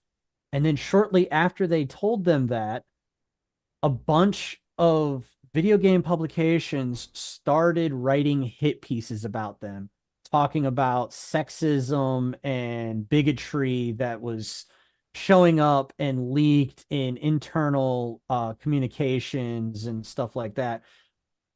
And they started posting screenshots of the stuff that was leaked. And what it turned out to be was that these screenshots were being mistranslated, and what was being said was being twisted to fit their narrative of these hit pieces. from everything, this is a very short trailer, by the way. This is not the gameplay trailer that's out there right now. But this game looks very good. This game is about the legendary character that inspired Akira Toriyama's story behind Goku in Dragon Ball. This is something that really interests me for that is one of the reasons that this interests me. The other reason this interests me is that we haven't seen Sun Wukong's story told in this medium yet. And from everything I've been seeing, I really truly enjoy what I am seeing. It captivates me. The designs are very good. The style of animation they're using is very good. It definitely captures my interest. So I am first keenly aggravated by these journalists doing what they do all the time, which is write hit pieces and be overly dramatic about things that are nothing. And all they're doing is perpetuating the Streisand effect. They're creating controversy where there is none, and it's causing more interest in what they're talking about than what they're intending. It's just a short blurb that I offer there. Go ahead, guys. What do you think? I think the trailer looks good. Oni? No, I think it's great that this game is finally launched. I'm pretty sure it's launched at this point. It looks really good. There's been a lot more attention going to South Korea, which I think is absolutely fantastic. This will give a lot of insight, and I don't know a lot of it because Journey to the West is a very long epic, as you can probably imagine, of this monkey becoming the king. And to mistranslate on purpose is just fucking disgusting, because there are reasons why these characters fit into the story. Why is it when you talk about Kintaro, Golden Boy, it's always with there's a monkey, there's a crab, there's a pheasant. They all form a team. They all go to Onijima, Demon Island, kick ass, take names, come back with riches, and free the people. The end. I might also be mixing that up a little bit with Momotaro, which is Peach Boy, but that's neither here nor there. These animals are That's key. how you say that. These characters, these animals, these ideas are key to the cultures of these people, either because they're creatures that used to exist back then that you can't find anymore, because they are seen as good or bad or both or neither.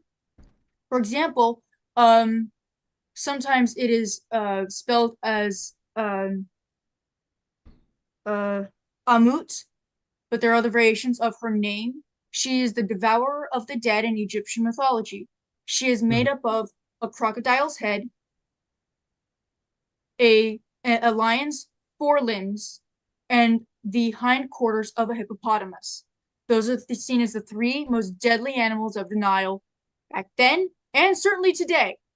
Although people keep fucking around with the hippos because they're like, oh, it's a cute little water horse. Bitch, those things fuck with crocodiles for fun.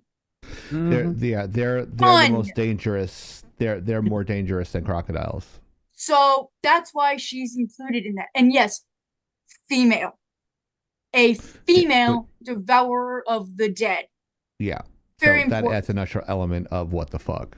It does. So you purposely mistranslating, you are that is racist in and of itself by taking out of context the cultural significance of this story.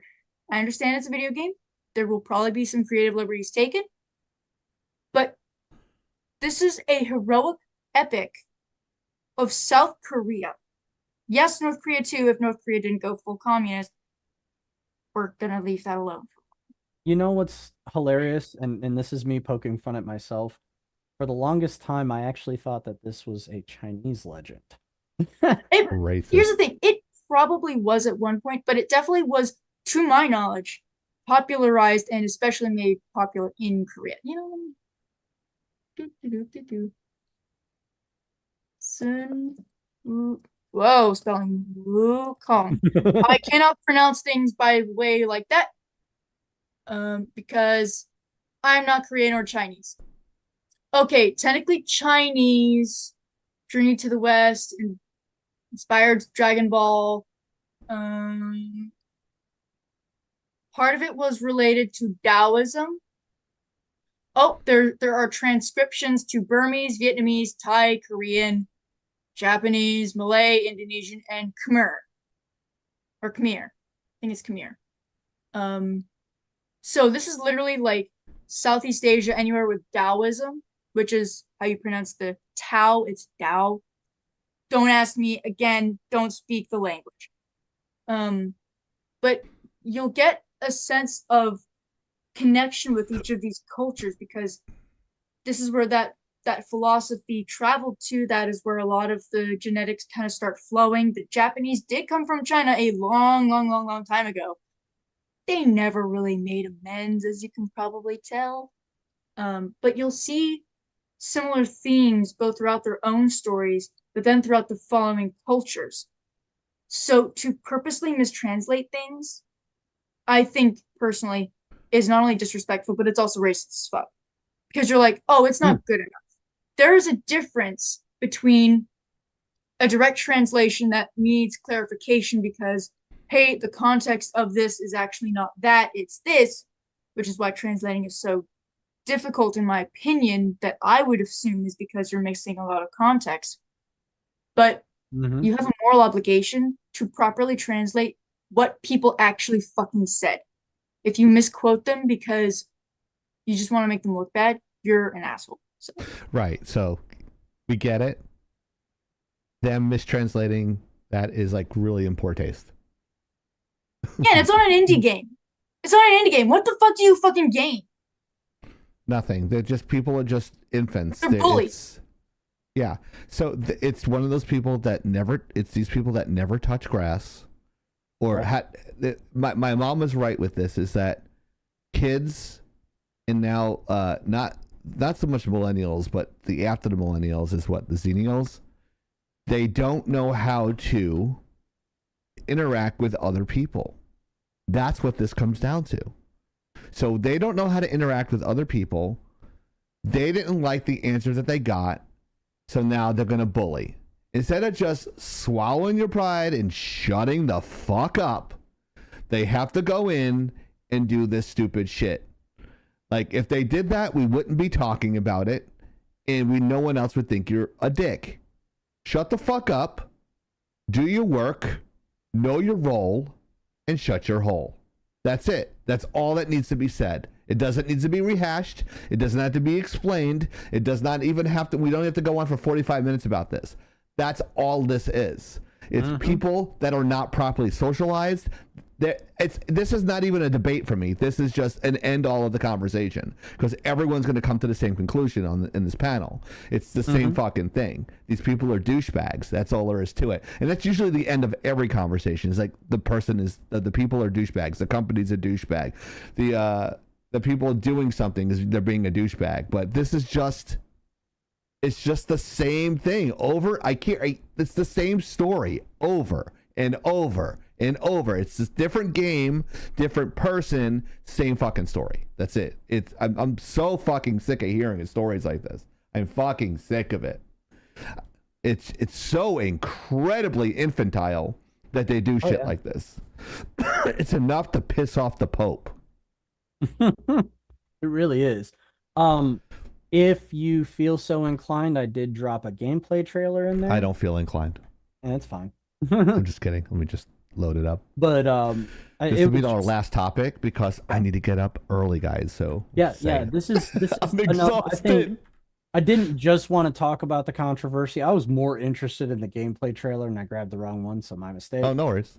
But I wanted to highlight that look, these people are catching shit for no damn reason. And then here's the gameplay trailer. Watch this, guys, because this shit looks awesome. I mean, I like We're looking at a bug's ass. I mean, I liked how earlier you could block bullets or feathers by spinning the baton. Oh yeah, that's fucking sick.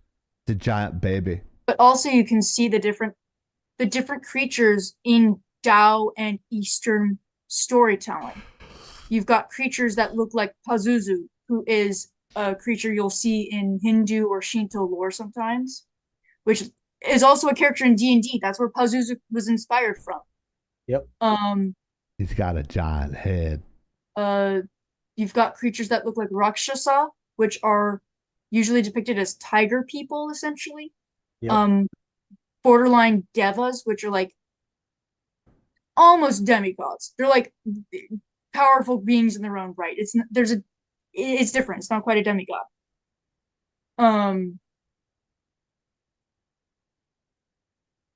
But yeah, I really like the visual effects. The lighting looks really nice. Mm-hmm. I mean, everything looks so thematic to the area, and it does look like what I would expect Southeast Asia to look and feel like. I don't know if I'd go as far as Elden Ring vibes. Sorry, Mariner. But it definitely has some pretty strong combat mechanics that look very important. Independent shrines. Yeah. That'll grant some good shit there. Because that's also a thing, is in certain cultures, they'll build little miniature shrines in places like in between buildings, at a tree that they like, on an old path, and they'll have like a statue or a few things in there for a god, goddess, or multiples, and it'll allow people to just pass by and leave their respects. That's a thing. We don't see it very often here because we call those churches. But out there, that's just something you did.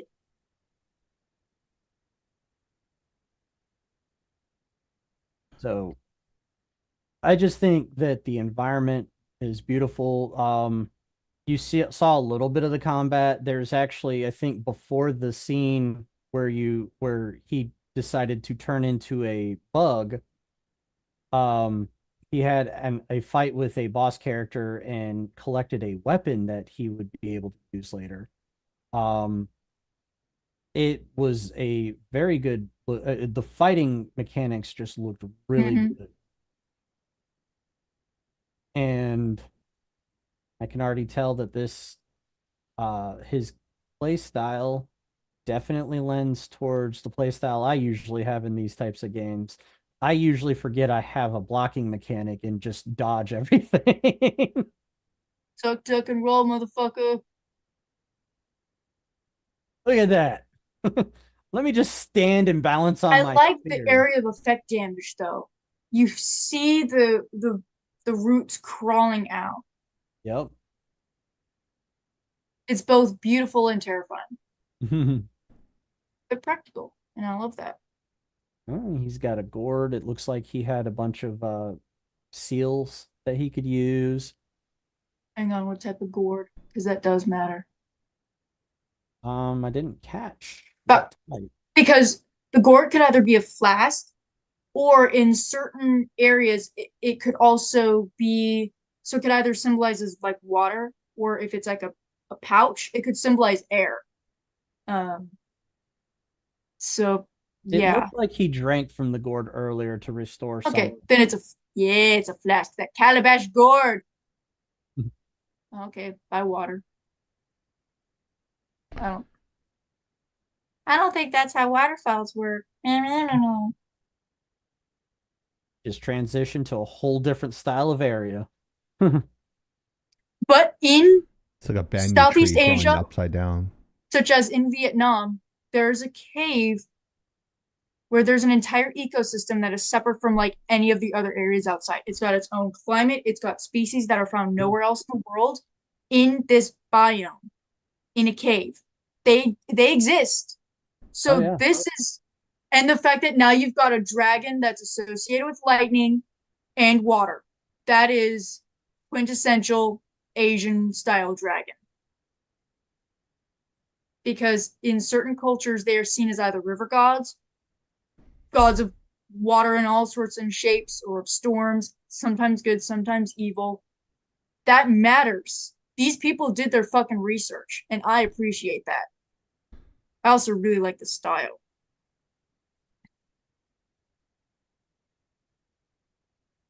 Yeah, looks good. Yeah. So we don't have to watch this entire trailer. It's 8 minutes long. But no problem there. I'll turn it off now. I know you're ready to go, man. I don't mean to be so rude. No, it's not rude. It's actually usually about the time that we try to clip it off. Yeah, around 3. We're at 3:24 right now, so we try to at least 4 hours. The stream didn't crash. Yeah, but the 3 or 4 shows lasted 2 hours and 30 minutes.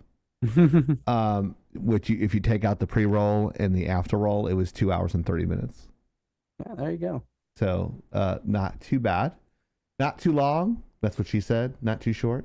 That's stuff she said also. It was just right. It's the Goldilocks zone. So where are you? Extend full screen. There we go. All right. Fantastic. All right. Go to my 3-shot with media. There you go. So overall, what do you guys think? I had some say. Oni, you said a little bit. What about you, Chieftain? I yielded on that topic. Or yeeted on that topic. Yeet. You guys pretty much said everything I was going to say, so there's not really anything I really have to say, to be honest. So, good job. But what I can say is make sure you check us out on Kick, TikTok, YouTube, Twitch, X, Instagram, Rumble, Facebook, and your sister's behind. We're on all that stuff. We do all the content. If you don't want to watch the 3 hours and you have attention span of a goldfish or Dory or any other person or thing that has a short attention span, make sure you check us out there for the funny ass clips. We'll be downloading a few this week. I think Maya's going to help me with that. Thanks, Prophet. Thank you. Thank you, Prophet. I didn't even see. Is he even in there? Or is that an auto resub? He's there, but he's not typing. But we appreciate you. Thank you, Prophet. He's working on a Unity game forever because he's doing a whole game by himself. So it's going to take a little bit of time, and we can't wait to play it. So let us know. Also, we go by word of mouth because marketing is expensive. And if you want to intern as a marketer, lagginout@gmail.com with your resume. I'm in and out. Yeah, I'm in and out too. I was in and out this whole show. Like I have the attention span of Dory. Oh, I love me an In-N-Out burger right now. No, thanks a lot, Oni. Now I want one. You jerk. Just kidding. I just like hamburgers. I had a hamburger yesterday. Oh, he just said his game is playable now. Nice. Very cool. Congratulations, man. So you've been working on that a while.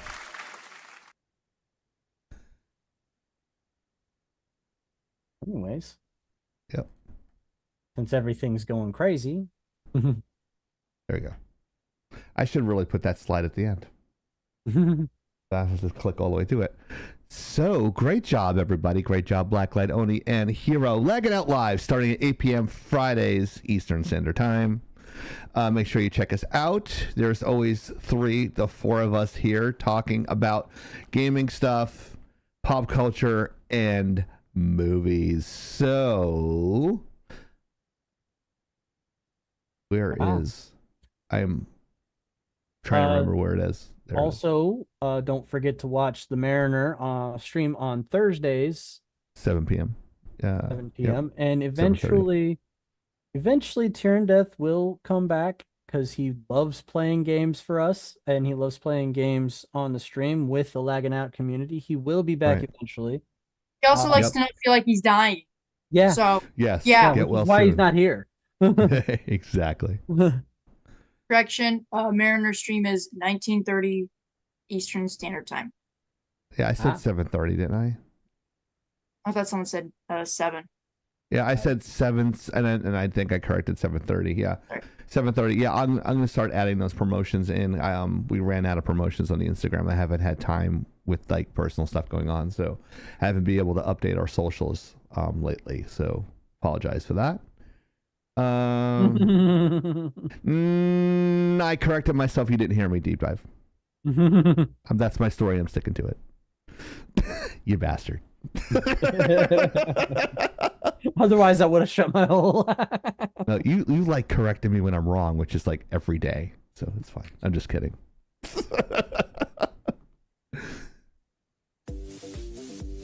So on behalf of the lovely Blacklight Oni, Hero, I'm Chieftain. We're lagging out live. And until next time, we're signing off and lagging out. See you guys next week. Bye, everybody. Later, guys.